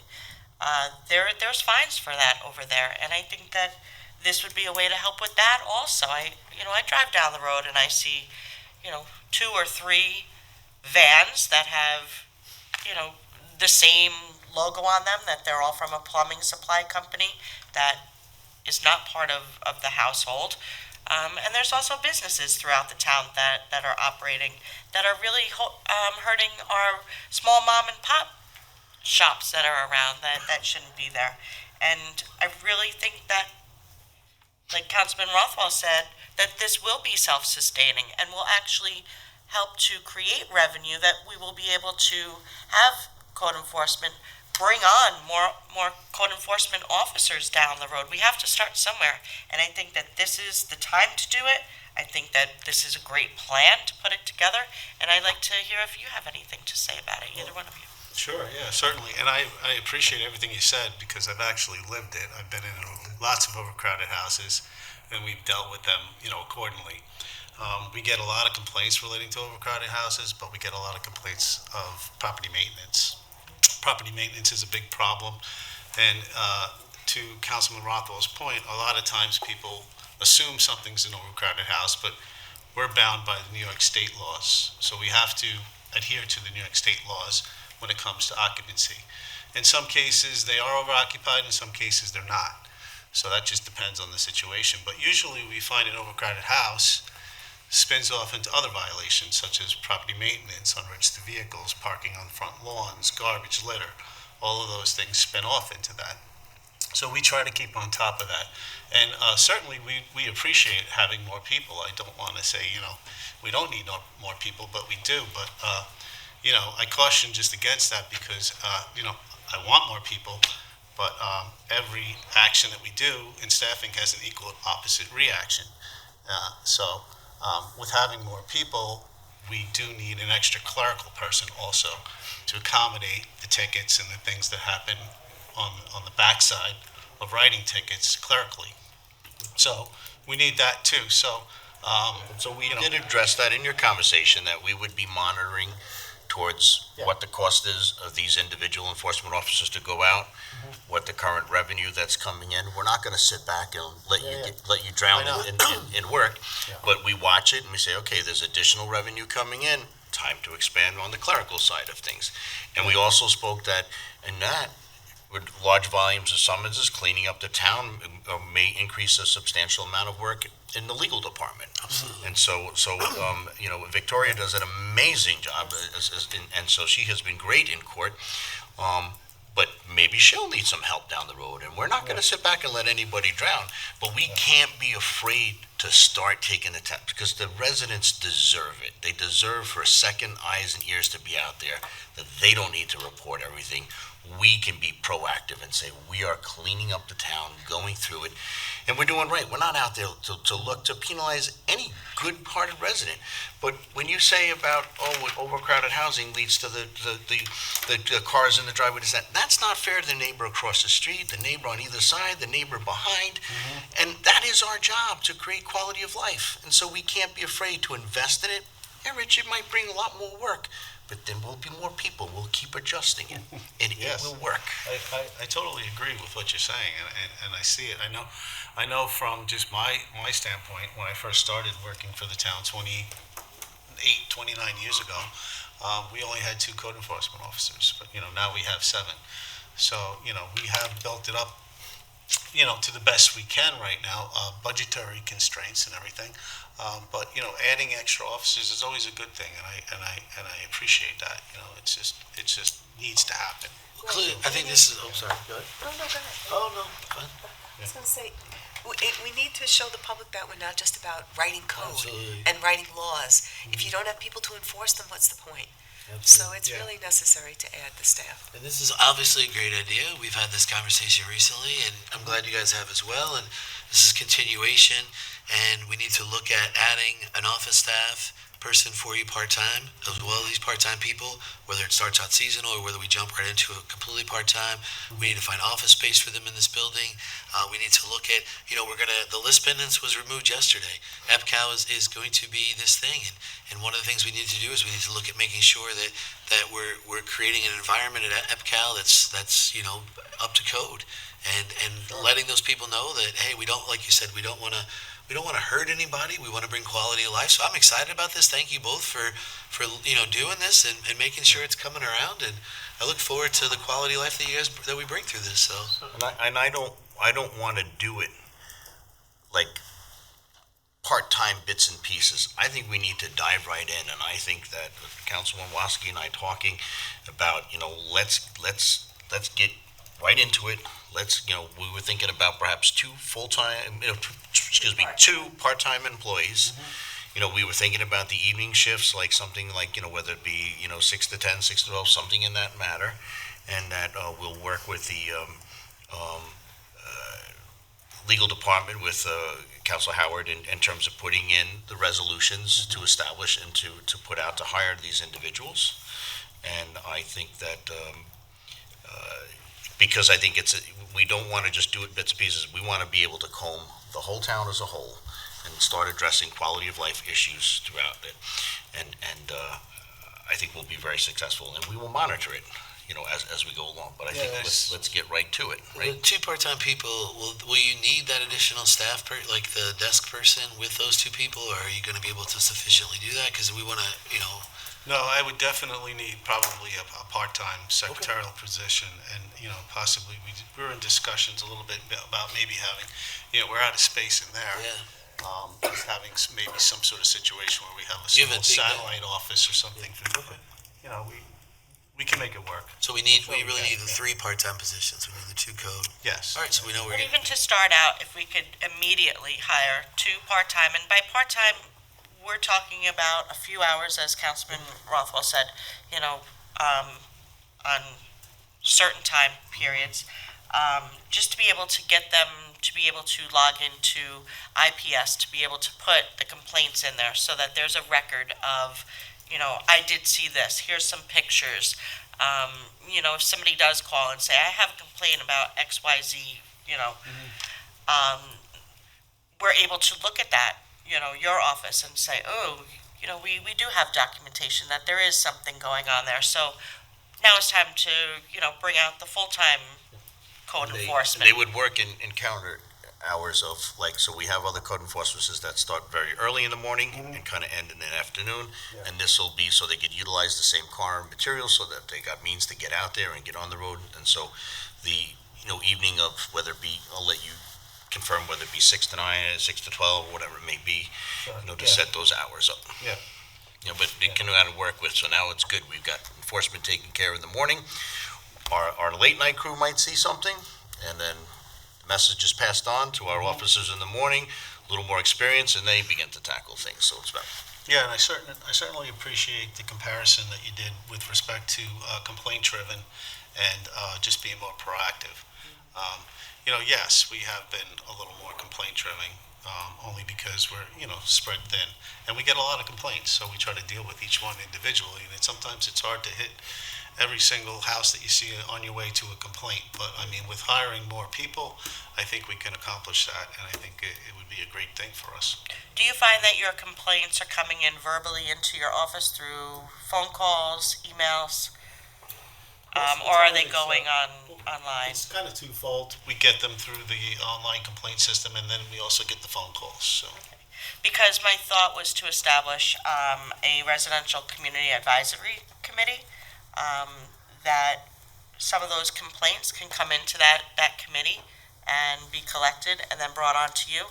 I know that when I put out on my social media with my town email address to please contact me, I received phone calls, emails, running into people in the grocery stores.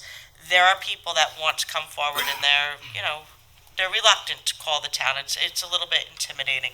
So I would really like to find a way to include the community within some aspect of this, which might help your office just a little bit. Every little bit counts. I cannot tell the residents enough how hard you all work. I see it.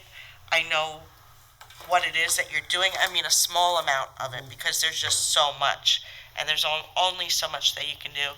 And we just want to help you. We want to help the community, and this is something that's important. To that point, there is a quality of life committee. When I was the liaison, people did, they would send photographs, addresses and stuff, so you might want to utilize them. Is that still? Yeah, we do have that. Today? Yeah. Okay. Can I? The only thing I just have to speak to Eric about it a little bit, and maybe he can pop in here. It just worries me about having outside people come in with respect to complaints, because there's sort of a confidentiality with the complaint. And Fair enough. Don't divulge complainants or addresses. That's why we're here to discuss it. That's what this is all about. That's my only concern. So before can I just add one thing to this? That's why it's very important to me, not just with your department, but every department takes it serious, that you've got to increase the fines every single year. You can't be having fines from 10 years ago or 15 years ago and expect that it's going to help your budget or help the taxpayers, right? Do you utilize it all? I've talked to, and I would say this to the public, that if you see somebody that has like 6 garbage cans every garbage day outside of their house, report the address to you. You speak to sanitation, let the garbage truck take a photograph, so now you know what I'm saying? There are other ways. We do that. Currently, we get the complaints directly from the carter, They come in and they So do that, take that a helps picture. us. Yeah. Yeah, okay. Yes. I'll let you, then I got, because you're here to speak. Do you want to, was there a specific question? No, Or? I mean, I think Rich pretty much covered Okay. with the confidentiality thing. Right now, when a complaint comes in, it's treated as confidential. So, the person who has a complaint filed against them can't. We don't release the name of the complainant. That's something that they would eventually get if tickets were written, and they would get it in mandatory discovery if it's over in justice court. But as a matter of policy, we don't want to do that because we feel like that could have sort of a chilling effect on reporting the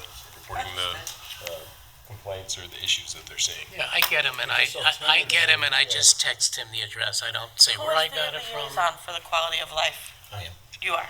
So alternatively, we've done this before in the past. We used to have something called, it was a separate line that we had in our office, and it used to be called HIT line, Housing Investigative Task Force. It just sounded good acronym. But that line was separate, and that line was only for overcrowded complaints. So it was more a priority line. So, our secretarial staff gets overwhelmed with all sorts of different complaints. It's hard for them to get to everything. But I guess if there's a designated line in the office that's, something like that, a hit line, that they would check that first, and then we would, get right out on it. The red phone, Bob says. Good stuff, good stuff. Thank you. No, I'd just say that we've come a long way with code enforcement. In the last 2 years, we added the standby pay for them to be on call. So when we're out at these fires where there's overcrowded houses or fire stuff, I can get them into the house without a warrant or anything like that. That helps the investigative process because sometimes it's hard to gain access to really build a case on these houses. So that's one of the things that we do with the fire service. I know the local departments are happy about that. Yeah, and quite We have often, called them out Andrew plenty of just times. calls us out, when he sees those conditions, especially in the basements. Yeah. Unfortunately, when I'm there, it's usually too late. We want to try to get ahead of this before something bad happens, but. John was Is there saying. anything that triggers CPS being called, like when you go to some of these houses? And children, they don't necessarily have any voice besides their parent. And a lot of times those voices are being silenced. And, as I said in my statement, no child should grow up in some of the environments that they are being forced to grow up in because they don't have any other alternative. And I do understand that housing it's expensive and it's hard to find housing, and we do have a housing crisis, and that also needs to be addressed. But I want to know who the voice for the kids are that are subjected to this environment. Tell you that All mandated reporters, Yeah, correct? we make referrals, not just to CPS, but also Adult Protective Services. I find that I call them pretty frequently too, Okay. for the elderly. But we can make those referrals. The police department will make those referrals. Yeah, and as of 2 weeks ago, we had a house that had an issue with that, and we did notify CPS. Excellent. So, yeah. I just want to make sure that somebody is advocating for those children. Yes, absolutely. But I'm glad you're even talking about it so that the public understands the work in which you're doing on a day-to-day basis. Yeah. And we've made some great strides with our, in 2022, with our rental code with respect to overcrowded housing. So, we also have that tool in our tool belt, so. And I just want to make sure that the property owner is the one that is responsible for this. I want to make sure that they're getting the maximum fines possible for allowing the garbage, the parking, if there is overcrowded housing. The conditions of the property the onus should be on the property owner. Well, we always usually write the property owner, but in overcrowded situations, I've seen the opposite effect. I've also seen the tenants causing the overcrowded. So Right, but we have Well, written the property owner should still be responsible. So we've written both actually, because in those situations. Please write both. To be aware of what's happening in his or her Absolutely. building. Yep. They always get written first, but we also write the tenants if the tenants have created the situation. We have a lot of sub-renting going on, so. Very easy to turn a blind eye to a property that you're not showing up at every day. I've seen complete labyrinths in basements that were just generated by the tenants alone. with no knowledge to the owner, That's not to say he's not gonna get written, but, it was caused by the tenants, so they will get written also, so. Yeah, I think that's a really good idea, right, whoever owns the property. Yeah, it's really who's ever responsible, we figured that out when Property we were owner out there. should be responsible. That's your property. You're the one that's Yes. renting that property out to somebody else. Yes, I'm not saying we're not writing the property. I know. We're writing the property owner. I'm adamant about this. I'm angry. He's saying everybody pays. Everybody pays. Look, to your point, Councilwoman Waskey, is the tenant that may not have the money to actually pay the fines, but the property owner will. So that is very important. Yes, very good point. Let's look at the fines. And making sure it gets prosecuted all the way through. Yeah, well, I mean, I'll just say, one of the issues is sometimes the property owner is an LLC, so you can write them tickets and it gets served on the Secretary of State. First court date comes, nobody shows up. Second court date comes, nobody shows up. Third court date comes, we can make an application for a default judgment. We're not getting a person in the courtroom to, say you need to fix this, or this. So in those situations we have in the past, we'll write the tenant, especially if it's a property maintenance type of issue, where you're allowing excessive garbage to accumulate on the porch or inside of the house or something like that. And sometimes that'll finally make its way back to a person that is responsible for that LLC. So it's a lot of times not quite as clear cut. If there is an individual that we can write the tickets to as the landlord, we will do that. I'm just bring up the LLC issue because we see a lot of that, particularly with rental. Well, I know that they're trying to do a crackdown on the LLCs because too many people are hiding behind the LLC, and that hopefully is coming very soon to a change. I see that in other aspects of other businesses, that's an issue. Do you win on these default judgments? Well, you can't lose on a default judgment. Okay, so, no. Well, no. I'm being facetious, and I'm going to tell you why. Because I'm going to tell you why. Because I want to know what that fine is to that LLC. Maybe we need to triple it. Well, it's money in the bank. Typically, when we move for a default judgment, it's for the maximum fine. The problem after that is just collection. It'll come up on a property search that the LLC is attached to the property, but sometimes you'll see, they do deeds between LLC to a brand new LLC that doesn't require title search, right? So sometimes it's a little bit of a shell game. We've had a couple of those in the past, and basically the LLCs all come back to one office in Hauppauge or something. I think Victoria is still trying to.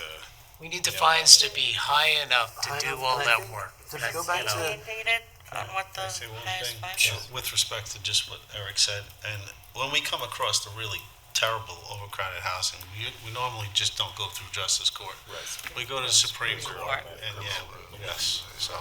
1944. And can I just ask, Counselor, also, can you get liens on the property then, with the LLC? Yes. Okay. So that ultimately, if they're trying to transfer this at some point, we'll have all of these liens from the judgments? Yeah, the problem there is if the LLC declares bankruptcy or something, and then it becomes a matter of chasing and how much office attorney time we want to devote to chasing it. So It sounds like state legislation may be needed for this kind of scam, basically.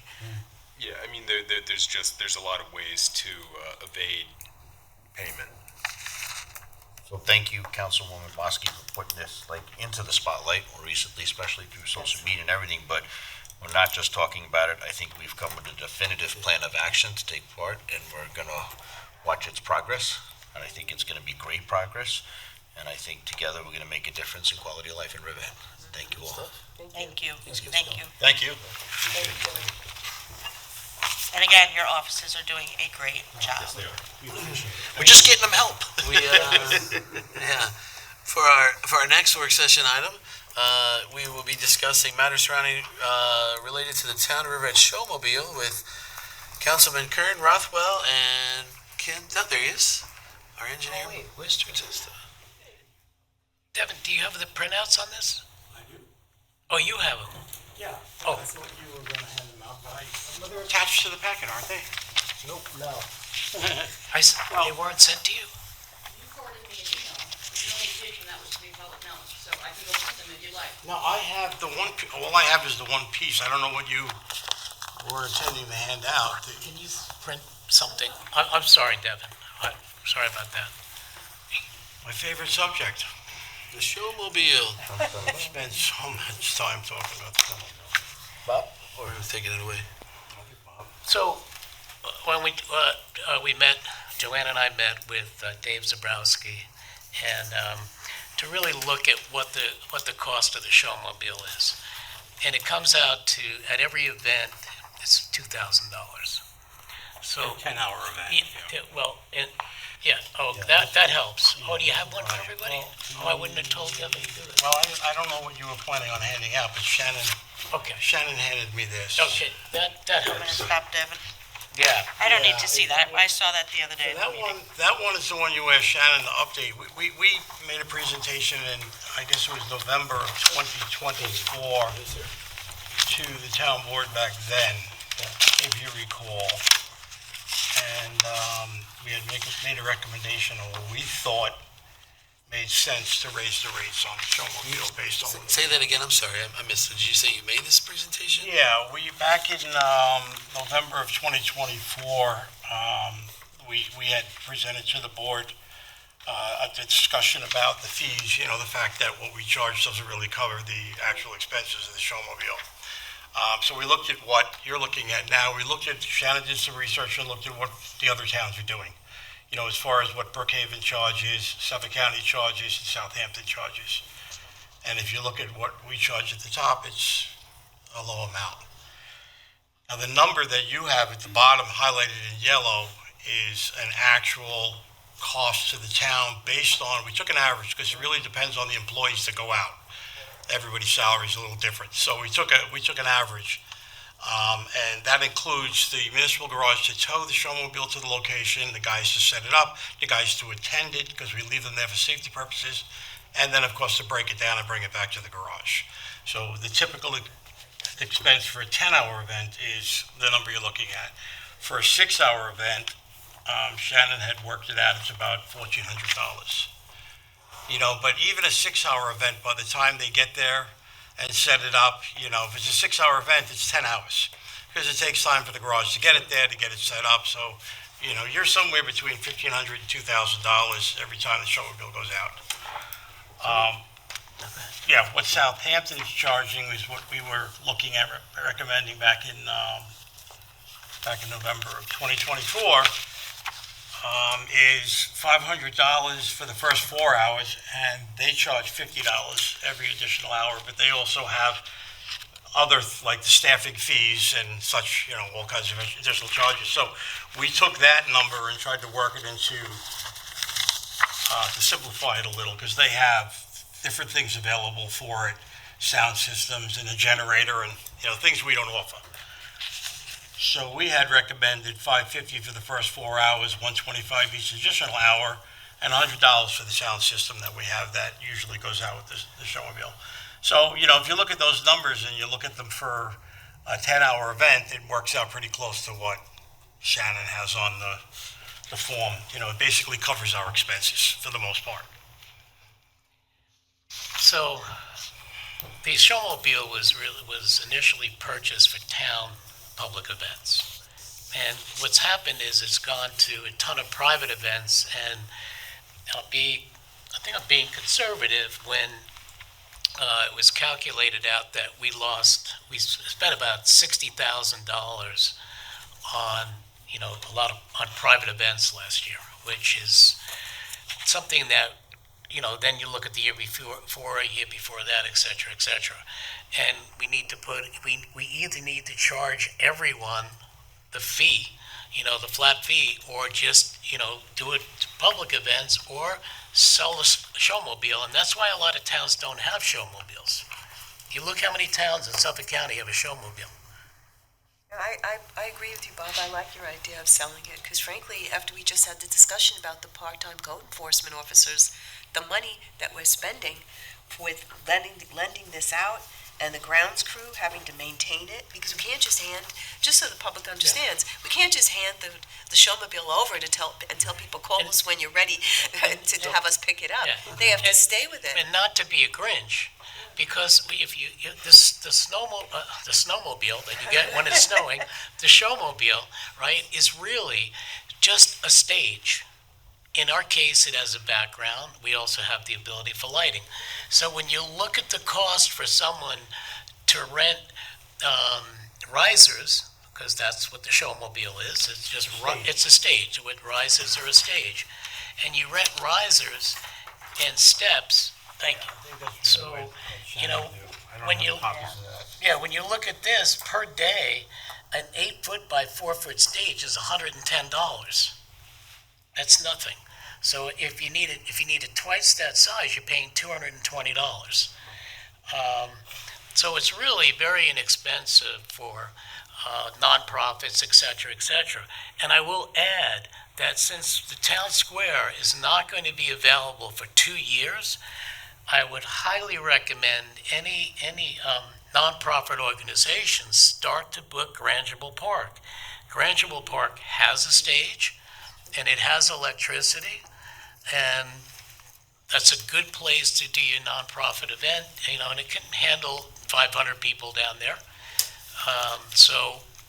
And how many, we're aware of all the nonprofit events, but how many individuals or businesses actually do pay the full scale and rent this? Like, what is its usage outside of? We don't really give them, we don't, yeah, there was a resolution done back in, it's old, but the board had made a decision not to let it go out to, it goes out to Firematic, not-for-profit, civic homeowners associations, federal organizations, a lot of use at the Cowlitz National Cemetery, you know, for the events there, public educational institutions and religious organizations.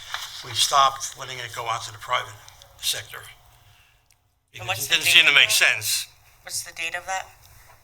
That is 2004. Yeah. It's old. Yeah, I know. It's gone around and around and around, you know, as far as do you charge not-for-profit. There was a time where we weren't charging not-for-profits, but then it became arguments, well, you didn't charge that civic. It's always been a battle all the way through. I am fully supportive of non-for-profits, but I do think that there are sponsorships available that people that believe in their cause that would be willing to sponsor the cost of having the showmobile, or partially, you know, you can get a few sponsors together to help do that. I do not think that this should be on the backs of the taxpayer to have to foot the bill for this. So do we put the resolution in to update the charges to cover all expenses?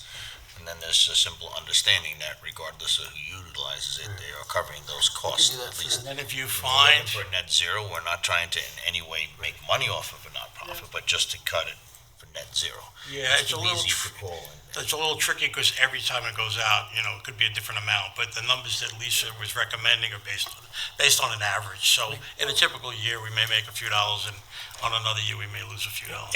I'm sorry, Bob, go ahead. I was just gonna say, did you say it was $60,000 that we put out last year? Yes.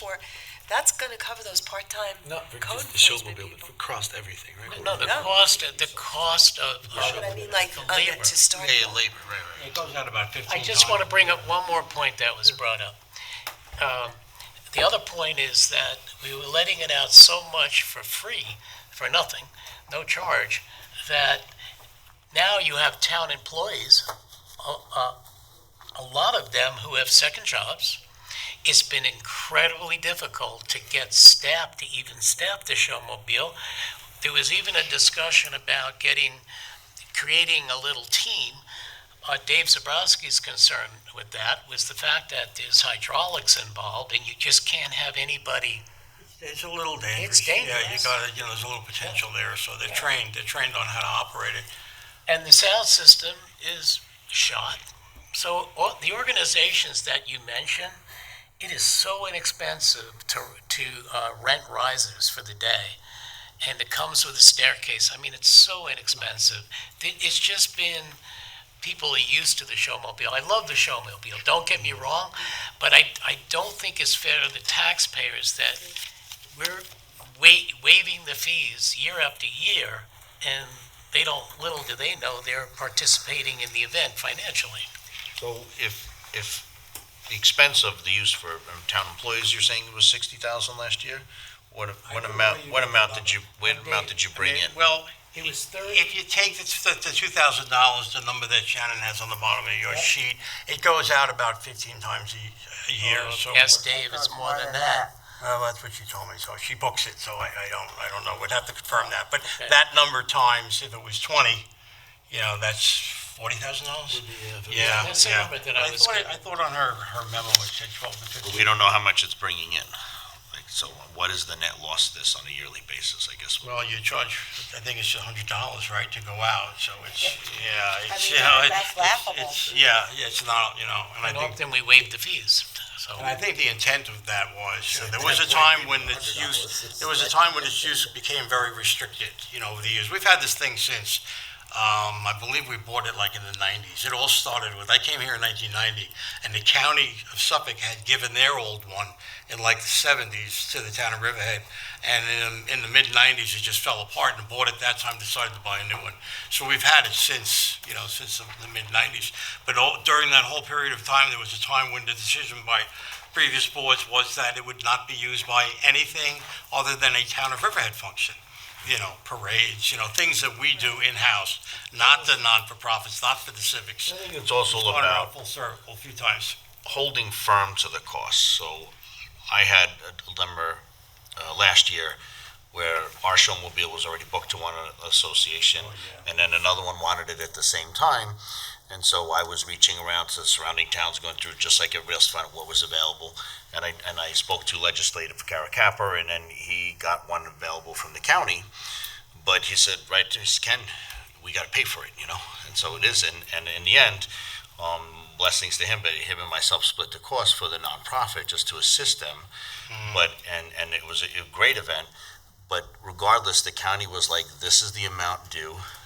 And it's not, it's not up for even he as legislators or other members to say, we're going to loan it out for free, we're going to waive this. Really stand by it, because we've got the overall cost about being sufficient. It's been an issue over the years. But I mean, if you charge the actual cost, or as close as we can get to it, and you find that its usage drops off greatly because people aren't willing to pay that, We could do then it. sell it. Yeah, we could look at that Give it a this trial year. period. Because we're booked pretty much already through to almost the end of this year. I mean, come January 2nd, because of what you were just saying, Ken, there's always a competition sometimes for certain events on the same weekend. So we'll find that on January 2nd, January 3rd, people are at our door, to book it. So we're booked pretty much. I will Does say sound like though more than that 15 times.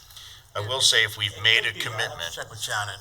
if we have made a commitment to organizations already, it's not proper or ethical to go back and say, time out, stop, you gotta, But I think certainly this is a code that should be enacted essentially that would be effective, such as January 1st or something when the off-season is, and so that everybody is aware going forward, this is going to be the cost. But I don't believe that we're gonna start calling people and going, remember you booked that one 3 months ago? Yeah, we now want $2,000 for it, Would it be beneficial for us to sell the showmobile and with the proceeds from that purchase the smaller stage area, a used one from somewhere, just for the town of Riverhead to have it? Just for our town events, because it is beneficial when we do have our town events, and we have a lot of them. To have something in-house so that, we're not scrambling. I don't know what you'd get for it. I think we paid 80-something for it in 1990. It's probably double that now. So, if you could, I'm just going to guess we might be able to get 30, 40, 50,000 if we sold it, somewhere in that range. So, the one option is you just keep it for town events, because it is nice for the parades and things. To the councilwoman's point though, right? If we did sell it, what people are using the showmobile for a stage. So we would still provide staging, right? And it would be, you don't need, you set it up, it's got a staircase, it doesn't have a sound system, so they have to bring their own sound system anyway. No, but I'm talking about strictly using it for in-house Town of Riverhead events, just to bring the staging up so that we're just a little bit higher for whatever we're doing, whether we, have, Still, some of them are gonna ask who's gonna pick it up, Right. how's it gonna get there, And who's gonna set it liability. up, who's gonna take it down, bring it back. And You if know, we- there's still gonna be a cost. No, there's no question it'd be a cost, but it'd be a lot less because the equipment. Well, actually, I shouldn't say that because we're paying the overtime with it. Yeah, but you wouldn't need people to stay there with it, is the difference. No, I But get it. again, by the All time right. you get a You gotta guy on a think Saturday this to through come a out little and bit. leave and to come back again, and I think this is a really good conversation. I think you bring up a good thing. Not going back, not recharging people, setting a fee schedule going forward whenever we enact that. I think that's really good stuff. This is great. Looking at the probability of whether we sell this, keep this, use it for town events, definitely has to be on the radar. This is really good stuff. if you raise the fee and they don't use it, then it works for me. All right, Ken, thank you so much for stopping in. I think we'll continue this conversation. Oh, sorry, Bob's got one more thing. Can you send to us the total number of events booked and also give us the last date that is booked because that could give us some idea of when we might start the new fee. Sure. I can do that, yeah, and I'll get you the total. January 1. All right, thanks, Ken. All right, that will ends our open that part of our open session. We'll move into resolutions today with our Deputy Supervisor Higgins.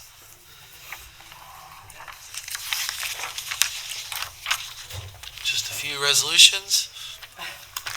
Good afternoon to the board. Everybody's ready to go. We'll get started.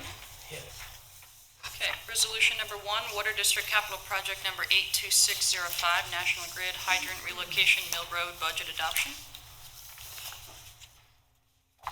Resolution number 2, Water District Capital Project 82303, Budget Adjustment. Number 3, Capital Project number 44038, Downtown Alleyway Lighting Enhancements Closure. Number 4, adopts budget adjustment for Town Hall Capital Project number 62204. Can you just explain that a little bit? Yeah, what's Some details on this one? Yeah, so we can ask the CDA director to come forward, but my understanding is that we had used CDBG funds as well as some other funds for this.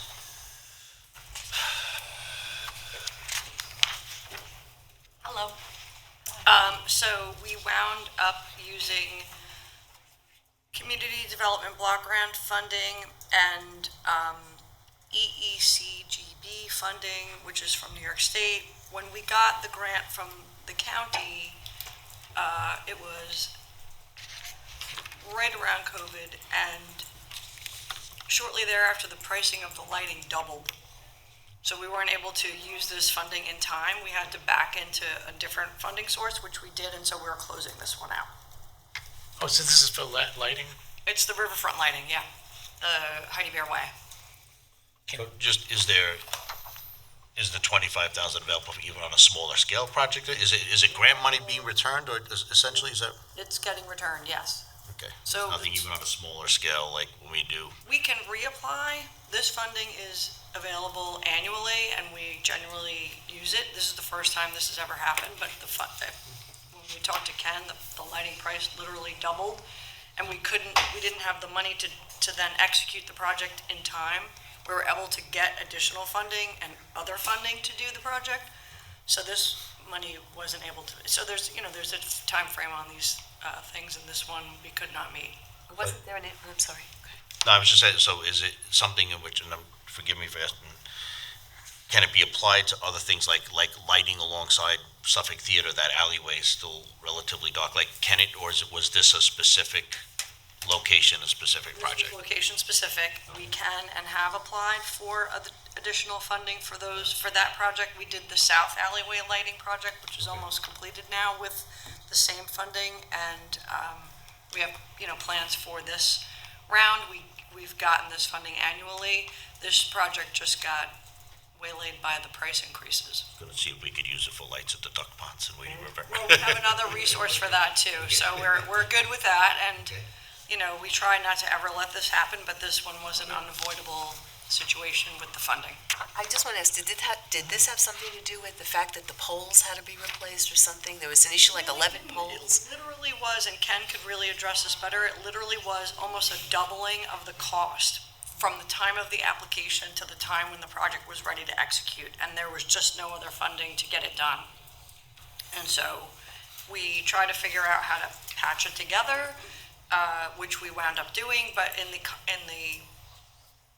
process of patching it together, the time frame for this funding expired. Lisa, before you run away, I'm gonna ask you about the next resolution too. Okay, I'll wait right here.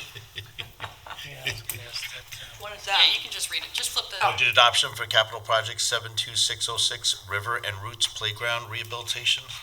Yes, this is the same funding, downtown revitalization funding through Suffolk County. We partnered with the BIDMA on this project. It took a little bit of time to get a contract. We finally have the contract. The BIDMA's partnered with us for $37,000. The rest of it is grant. It's the playground right behind the comfort station in Grangeville, the one right next to the community garden. So it's where the Tell bee us a little is. bit what they're doing, like just for the public, So like. the project, they have a very large tree in there, and that there's a lot of the equipment is older, and the surface was not in good condition. So this will give us a new playground surface, a spongy, you see them in the other playgrounds, a spongy surface. It's a rubberized mat. And some new equipment, so a total refresh on that playground. I think it'd be a good project. So this came up at the rec committee. They were real concerned because this park is listed with the rec committee and they didn't know anything about that. And they questioned why the bid is, this should come out of the rec, this funding should go into the rec department funding. It actually, so the way these DTR grants work is we have to partner with a not-for-profit. So the town is not a not-for-profit. We cannot do the application on our own. So every single one of these, we partner with the bid, we've partnered with the chamber, we've partnered with civic associations to do them. And most of the time, we match them with community development block grant funding because in the downtown area in particular, it's a low to moderate income area. So that's a readily available resource that we have kind of on hand. So it works out well. Rec department, that's been a thing. We haven't had the opportunity really to communicate as well as we would like to. I think we're doing that now. Liz is now in our department. And so we're working hand in hand with rec to make sure we're not having crossovers or doing things in duplicate. But this was something that the BIDMA had asked for. Okay, maybe Liz could just send something to Ashley to distribute to the committee, because they. Of course. All right, But thank you. In fairness, the committee, you're talking about the recreation committee, but they only supposed to advocate for funds that are obtained through, Parks and Rec fees, they're not running the recreation department. No, but they do, when they have funds, they allocate it to a park, that's all. So all they want to do, they just want to be aware of this, that's it, how it all happened. They're not saying don't do it. And you're not wrong, the communication needs to be strong between us and them, and it is becoming stronger. And I think we're in good condition that way. We are doing the same scenario for Wading River at the duck That is ponds. correct, So yes. we'll officially inform the recreation committee that we're working for funding for the Wading River duck ponds. There's nothing that BIDMA needs to do further on this? No, they send us a check, and we will then bid the playground equipment, get it installed, and then once we get that done, we send to the county for reimbursement, and they will send us a check. Beautiful, thank you. Yep.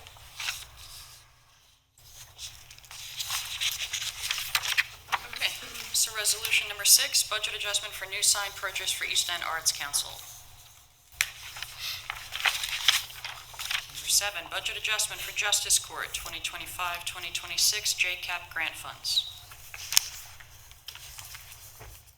Number 8, ratifies budget adjustment for 2025 audit of CDA EPCAL by PKF O'Connor Davies LLP.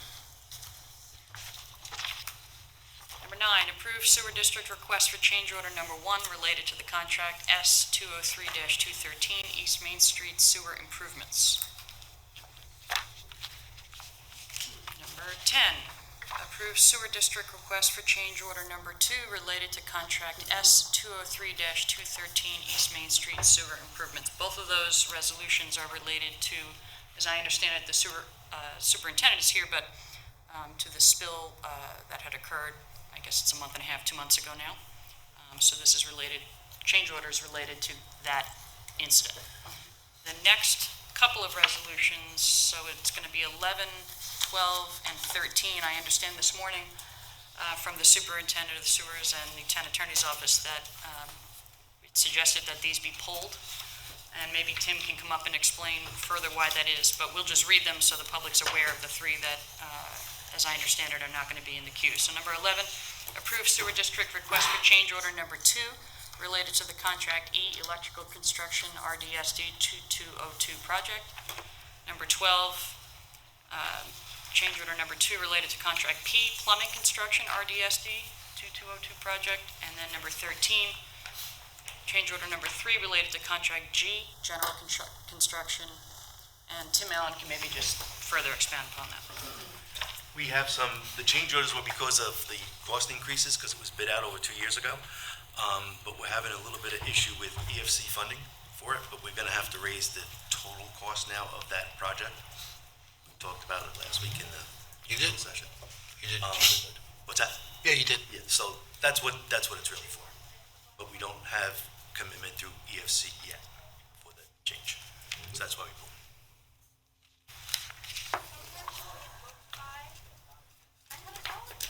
Okay, so resolution 14 accepts donation of ice cream cakes for Senior Center 2026. I would like to be there when the ice cream cakes are delivered. Number 15 accepts donation from Riverhead Building Supply for PAL. Goodale. Entire Goodale family always. Number 16 accepts donation from William G. Pomeroy Foundation for purchase of a historic marker. Number 17 amends resolution 2026-69. Number 18 authorizes the police department to apply for funding. There is no match for that resolution, for that grant, so the board's aware. Number 19 sets the fees for the 2026 spring-summer brochure. We just have a little discussion, so I talked a little bit to Councilman Kern, but, so these are the fees, the 2026 fee that a resident pays. So for an example, to have an archery class, a resident pays $160. And then when it says a non-resident fee of $10, I'm guessing it's $160 plus $10? Yes. So do we all agree that $10 is a significant for a non-resident? It seems like a low number for somebody not in the town to participate in some of the events. So I'm just, when we're looking for means of income, what is my fellow board members' thoughts about providing services for residents outside of the town for, simply $10? I mean, I agree. I think more like $25. Well, I know they upped it, number one. Number two, what happens is some of these. $5. No, serious. No, I think, anyway, but, and in other cases, in order to fill the classes, but.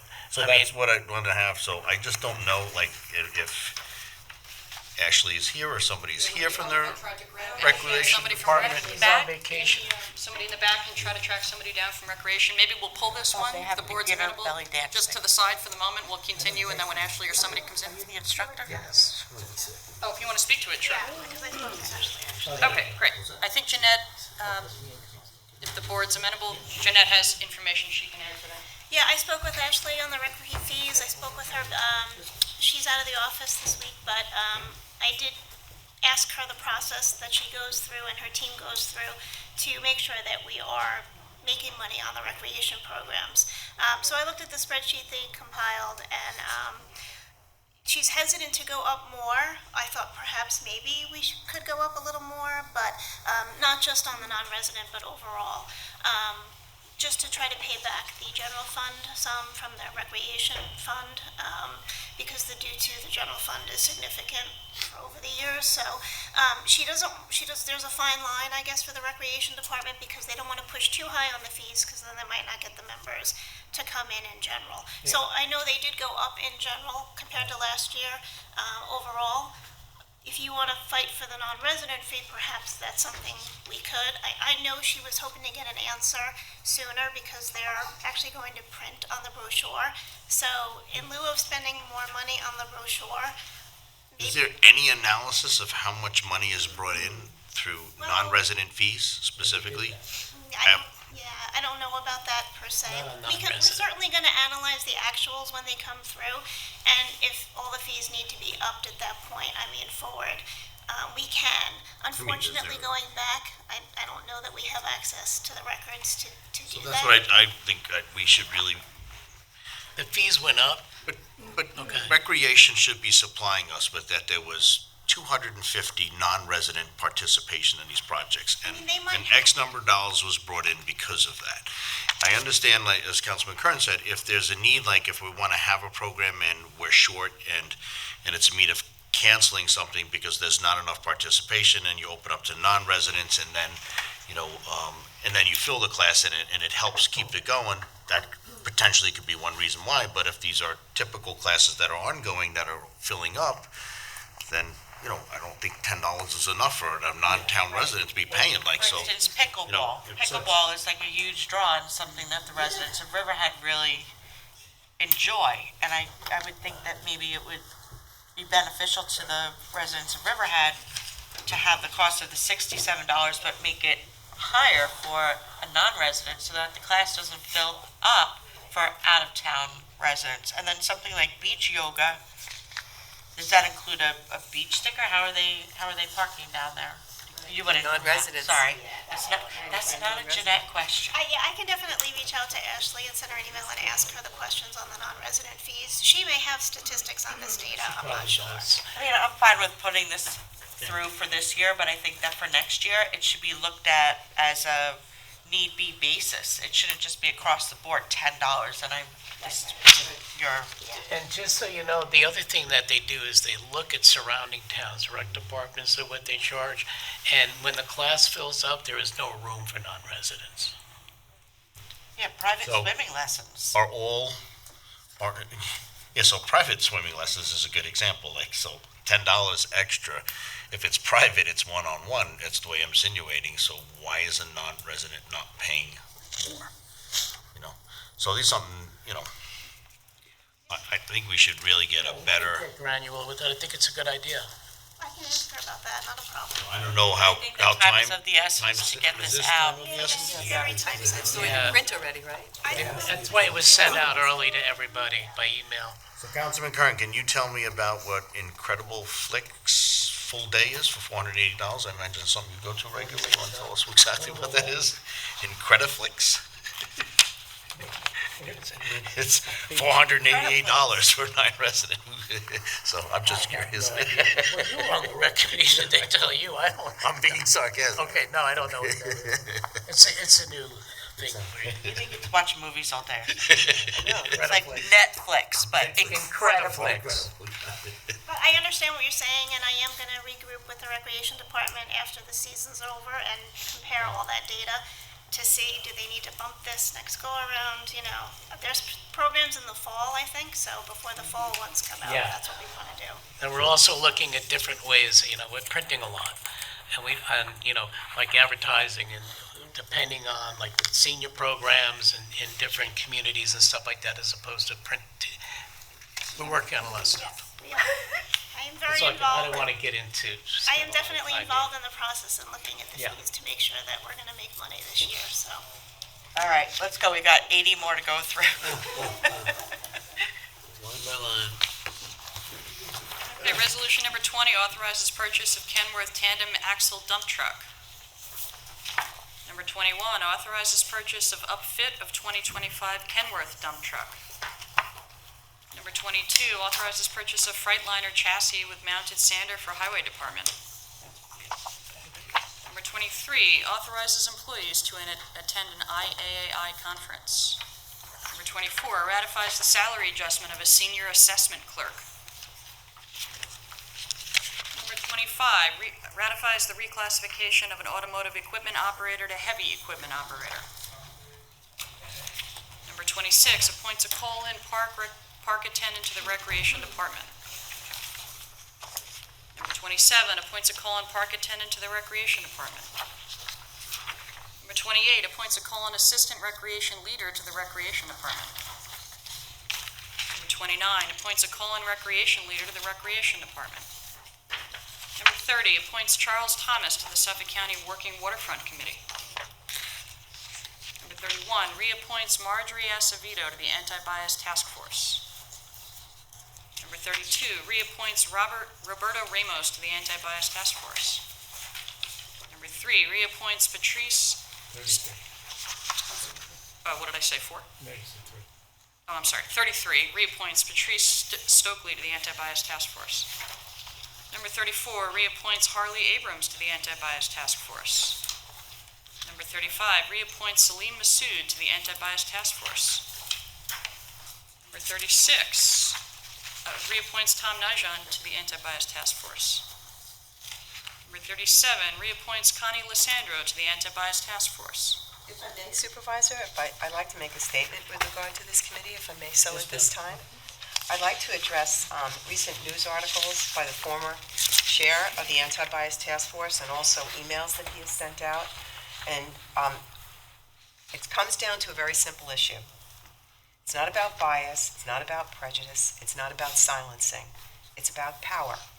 Mr. Mark McLaughlin wants the Anti-Bias Task Force Committee to be something that it is not.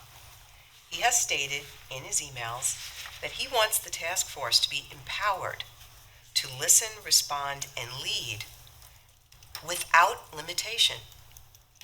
That is not the role of town committees. The committees have limitations. The town committees are organizations created by the town, made up of unelected volunteers who are approved by the town board. They are advisory in nature, making recommendations to the town board when or if the committee agrees to make a recommendation to the town board. It does so through the committee's liaison. The town board will approve or disapprove of any recommendations. All town committees, including the Anti-Bias Task Force, have no independent authority to act under the color of the town. All committees need town board approval for activities they seek on behalf of the town. The former chairman resigned from the Anti-Bias Task Force Committee after not being able to promote his political agenda under the banner of the Town of Riverhead. He sought the following. He wanted a county-wide call to arms for all anti-task forces throughout Suffolk County to join together to oppose recently elected President Trump because he was ending diversity, equity, and inclusion through legislation. After informing him that this was clearly promoting a political platform, he dropped it. He asked the committee to support LGBTQ community at the Mosaic Art Festival by allowing an LGBTQ group to perform a stage act on the town's showmobile during the festival. The committee was undecided on the issue. Some decided they did not want to appear to be promoting a particular group, in this case the LGBTQ, to act at the festival. He additionally asked the committee to consider what its response and advice to the Hispanic community regarding ICE would be. I advised the committee that deportation is not discrimination, and I read the press release issued by then Supervisor Hubbard indicating that the town would not interfere with federal immigration enforcement. The committee was split on what to do. The request was political in nature in light of his support of OLA legislation, which seeks to limit local law enforcement cooperation with ICE. During all of my professional career as an assistant district attorney and a town councilwoman, I have strived to help and support the residents of Suffolk County, in particular specifically here in the town of Riverhead. I've sought to protect victims regardless of race, ethnicity, religion, or sexual orientation. Any statement or allegation that I would disparage an individual or silence an individual is untrue. In a nutshell, the former chairman did not want to teach and educate, he wanted to advocate without limitation. And that is not the mission of the Anti-Bias Task Force. It was not created to be a political action committee. Thank you, Mr. Supervisor. Okay, resolution number 38 appoints William Zalakar to the Business Advisory Committee. Number 39 reappoints Martin Sanluski to the Parking District Advisory Committee. Number 40 appoints Joe Oliver to the Parking District Advisory Committee. Number 41 reappoints Ike Israel to the Parking District Advisory Committee. 42 appoints Georgia Malone to the Parking District Advisory Committee. Number 43, appoints Peggy Kineski to the Parking District Advisory Committee. Number 44, appoints Steve Armorell to the Parking District Advisory Committee. Number 45, appoints Sean Kennett to the Parking District Advisory Committee. Number 46, appoints Connie Lissandro to the Parking District Advisory Committee. Number 47, appoints Steve Cilieto to the Parking District Advisory Committee. Do we have enough parking spaces for all these people to come and attend the meeting? And just to inform everybody, he is the individual that spoke that owns the Ben and Jerry's shop who was here earlier today. 49, ratifies the resignation of an automotive equipment 48, ratifies the resignation of an automotive equipment operator. Number 49, ratifies the resignation of a part-time bilingual office assistant. Number 50, ratifies the resignation of a water district maintenance crew leader. Number 51, ratifies the termination of an employee.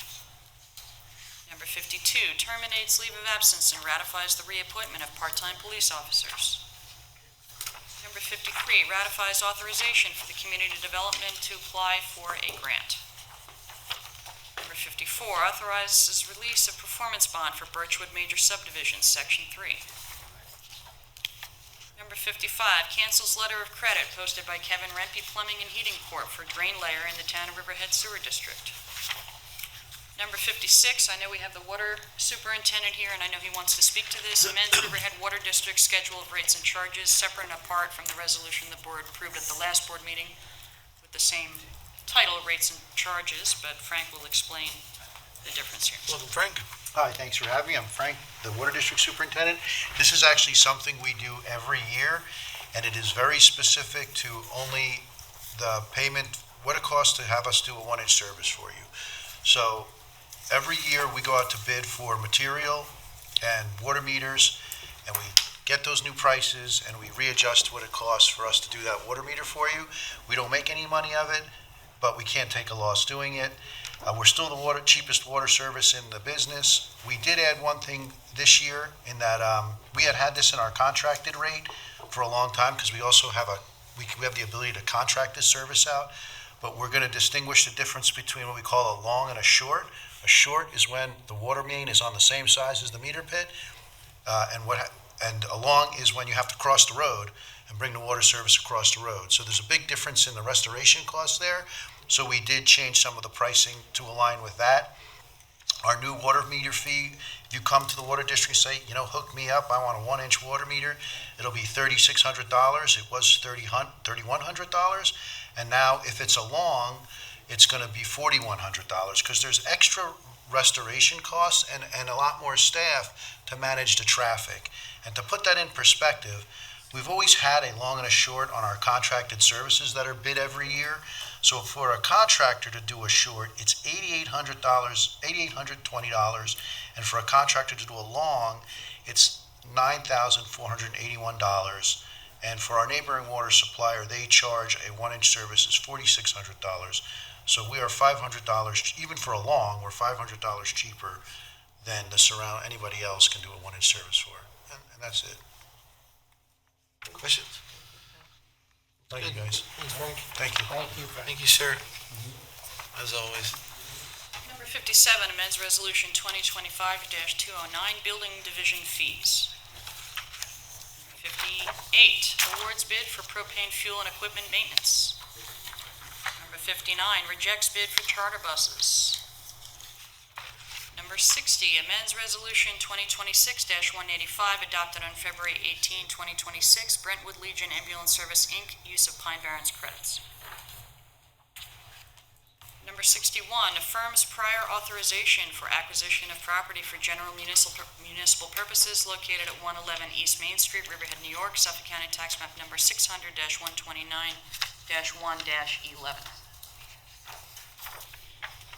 Number 62, resolution to classify an action pursuant to SECRA, assume lead agency, issue negative declaration, and approve funding for Wading River Highway Garage subject to permissive referendum and bond authorization.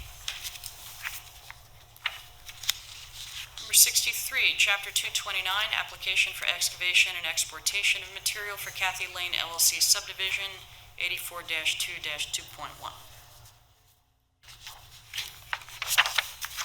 Number 64, resolution calling public hearing regarding capital improvement for the extension of facilities of the Riverhead Water District for Summer Wind Farm subdivision for water main extension in the property known as Suffolk County Tax Map Number 600-86-8.2-8.2 in Aquabog, New York. Number 65, authorizes town clerk to publish and post notice to consider local law to amend Chapter 273 of the Riverhead Town Code titled Solid Waste, Article 5, General Provisions Applicable to Solid Waste for All Properties and Uses. Number 66, authorizes town clerk to publish and post notice to consider local law to amend Chapter 279 of the Riverhead Town Code titled Taxation, Article 8, Exemption for Volunteer Firefighters and Volunteer Ambulance Workers. Number 67, adopts a local law to amend Chapter 217 of the Riverhead Town Code titled Buildings, Building Construction and Improvements and Housing Standards, Article 1, Administration and Enforcement. Number 68, adopts a local law to amend Chapter 289 of the Riverhead Town Code titled Vehicles, Traffic, and Parking Regulations, Article 4, Parking, Standing, and Stopping. Number 69, adopts local law to amend Chapter 231 of the Riverhead Town Code titled Fire Prevention, Article 3, Administration. Number 70, adopts local law to amend Chapter 231 of the Riverhead Town Code titled Fire Prevention, Article 27, Tenancy Permits.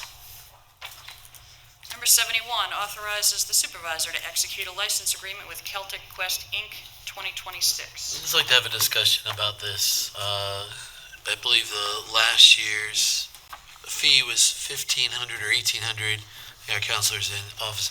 1,800 last year. Yep. If you look at what it costs a private person to dock there, I know it's not quite Memorial Day, but I just don't think I've received emails about this, calls about this, questions about this. It wasn't something that was. We're at 71. Yeah. 71, sorry. From the community, and feeling like it being equitable for what they pay throughout the year, where it is, we've kind of squelched some of their questions about where they park with the pump out station not being used, but I do think we should elevate the fee for this. I think it's something that I want them to, it's fine if they're there. I just think it's something that we should raise up.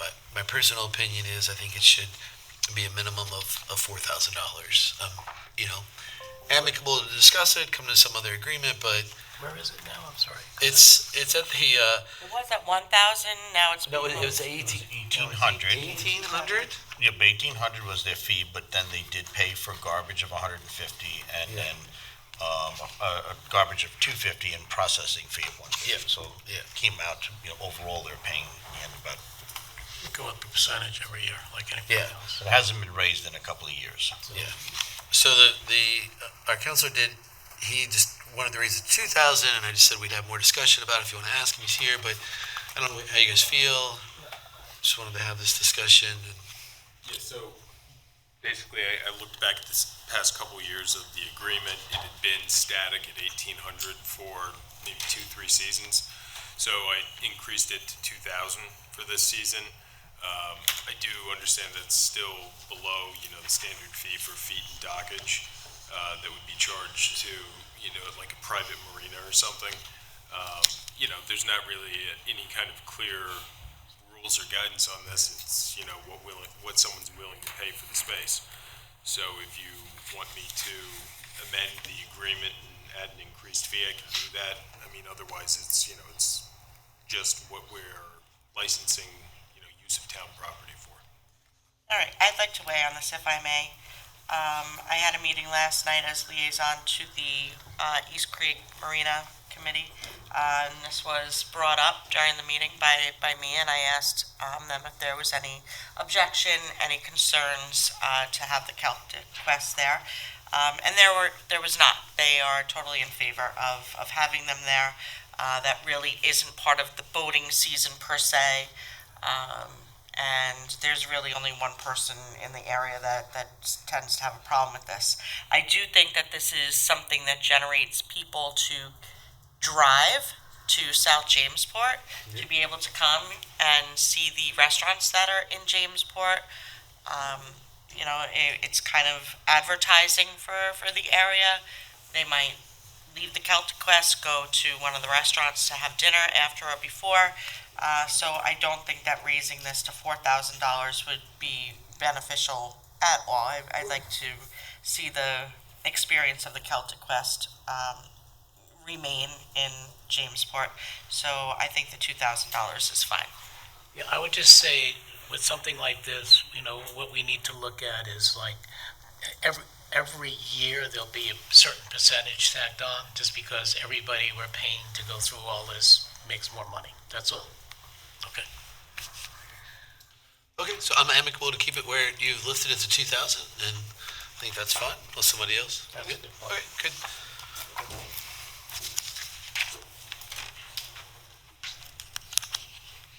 Number 71, I'm sorry, I just did that. Number 72, authorize the supervisor to execute agreement with Seed Clam Administrator. Mrs. Dave Lassard, right? Yep. Number 73, authorize the supervisor to execute early voting polling place agreement with Suffolk County Board of Elections for Riverhead Town Hall. Number 74, authorizes the supervisor to execute professional services agreement with H2M for sanitary improvements at Town Square Splash Pad. Number 75, authorize the supervisor to execute an agreement with the County of Suffolk Office for the Aging, AAA Transportation Program 2026. Number 76, authorize the supervisor to execute short-term runway use agreement for Racetrack Knott Street 2026 Spring Fling at EPCAL.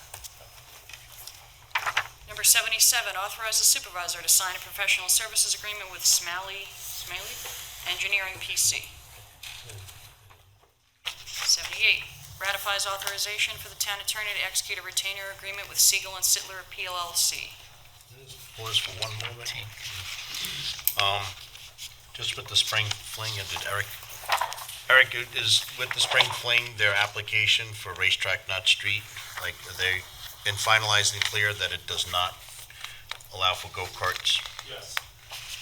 So I just want to make sure that it's like not repetitive from the year before. That was clearly expressed, and we put it into the license agreement.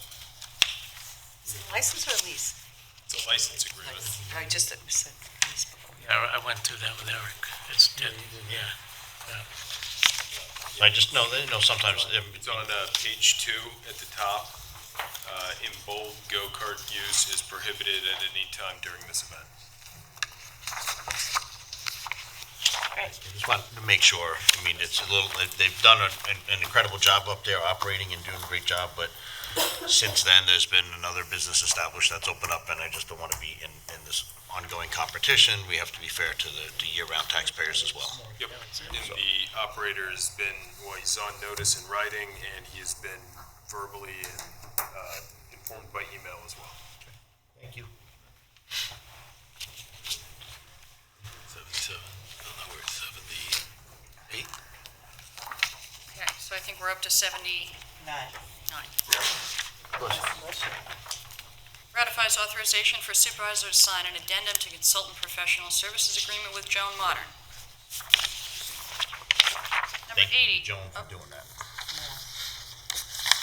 Number 80, ratifies the authorization for supervisor to execute an agreement with the County of Suffolk Department of Probation Stop DWI Program 2026. Number 81, ratifies the approval of special event 255 application for Clifton Park Rental Tractor Supply Season Sale.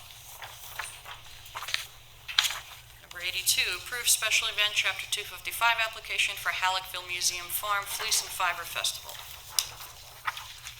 Number 3, approves special event Chapter 255 application for Wading River Shoreham Chamber of Commerce Fall Festival. Number 84, approves special event Chapter 255 application for the Duck Pond Society Duck Pond Day. Number 85, approves special event Chapter 255 application for Long Island Antique Power Association Tractor Pulls and Shows. Number 86, approves special event Chapter 255 application for Race Awesome Jamesport Triathlon. Number 87, approves special event Chapter 255 application for the American Cancer Society Making Strides Against Cancer of Eastern Long Island Walk. Number 88, approves special event Chapter 255 application for the New York Marine Rescue Center Paddle Battle. Number Number 89, approve special event Chapter 255 application for Foodie Fest Productions LLC, Foodie Fest 1 2026. Number 90, pays the bills. The next one, which I guess would be number 91, is a tabled resolution the board previously tabled, so it's back in the queue for the next meeting. Rehires and set salaries for various calling recreation personnel for 2026. I'd like to go through them all again, please. Devin, could you explain, All right, so we will end our work session, if I can have a first and a second to go into executive session to discuss the following personnel matters surrounding possible change in status of an employee with Triple-NTO and Howard, matters surrounding disciplinary action of an employee with Triple-NTO and Howard, and litigation, matters surrounding update on litigation regarding odd even year election case with Counselor Howard. So moved. All in favor? Aye. Moved, and happy Passover. Oh, he already turned us off. Never mind. Oh, happy Passover and happy Easter to everyone. We will see you next Thursday and for our board meeting on Tuesday.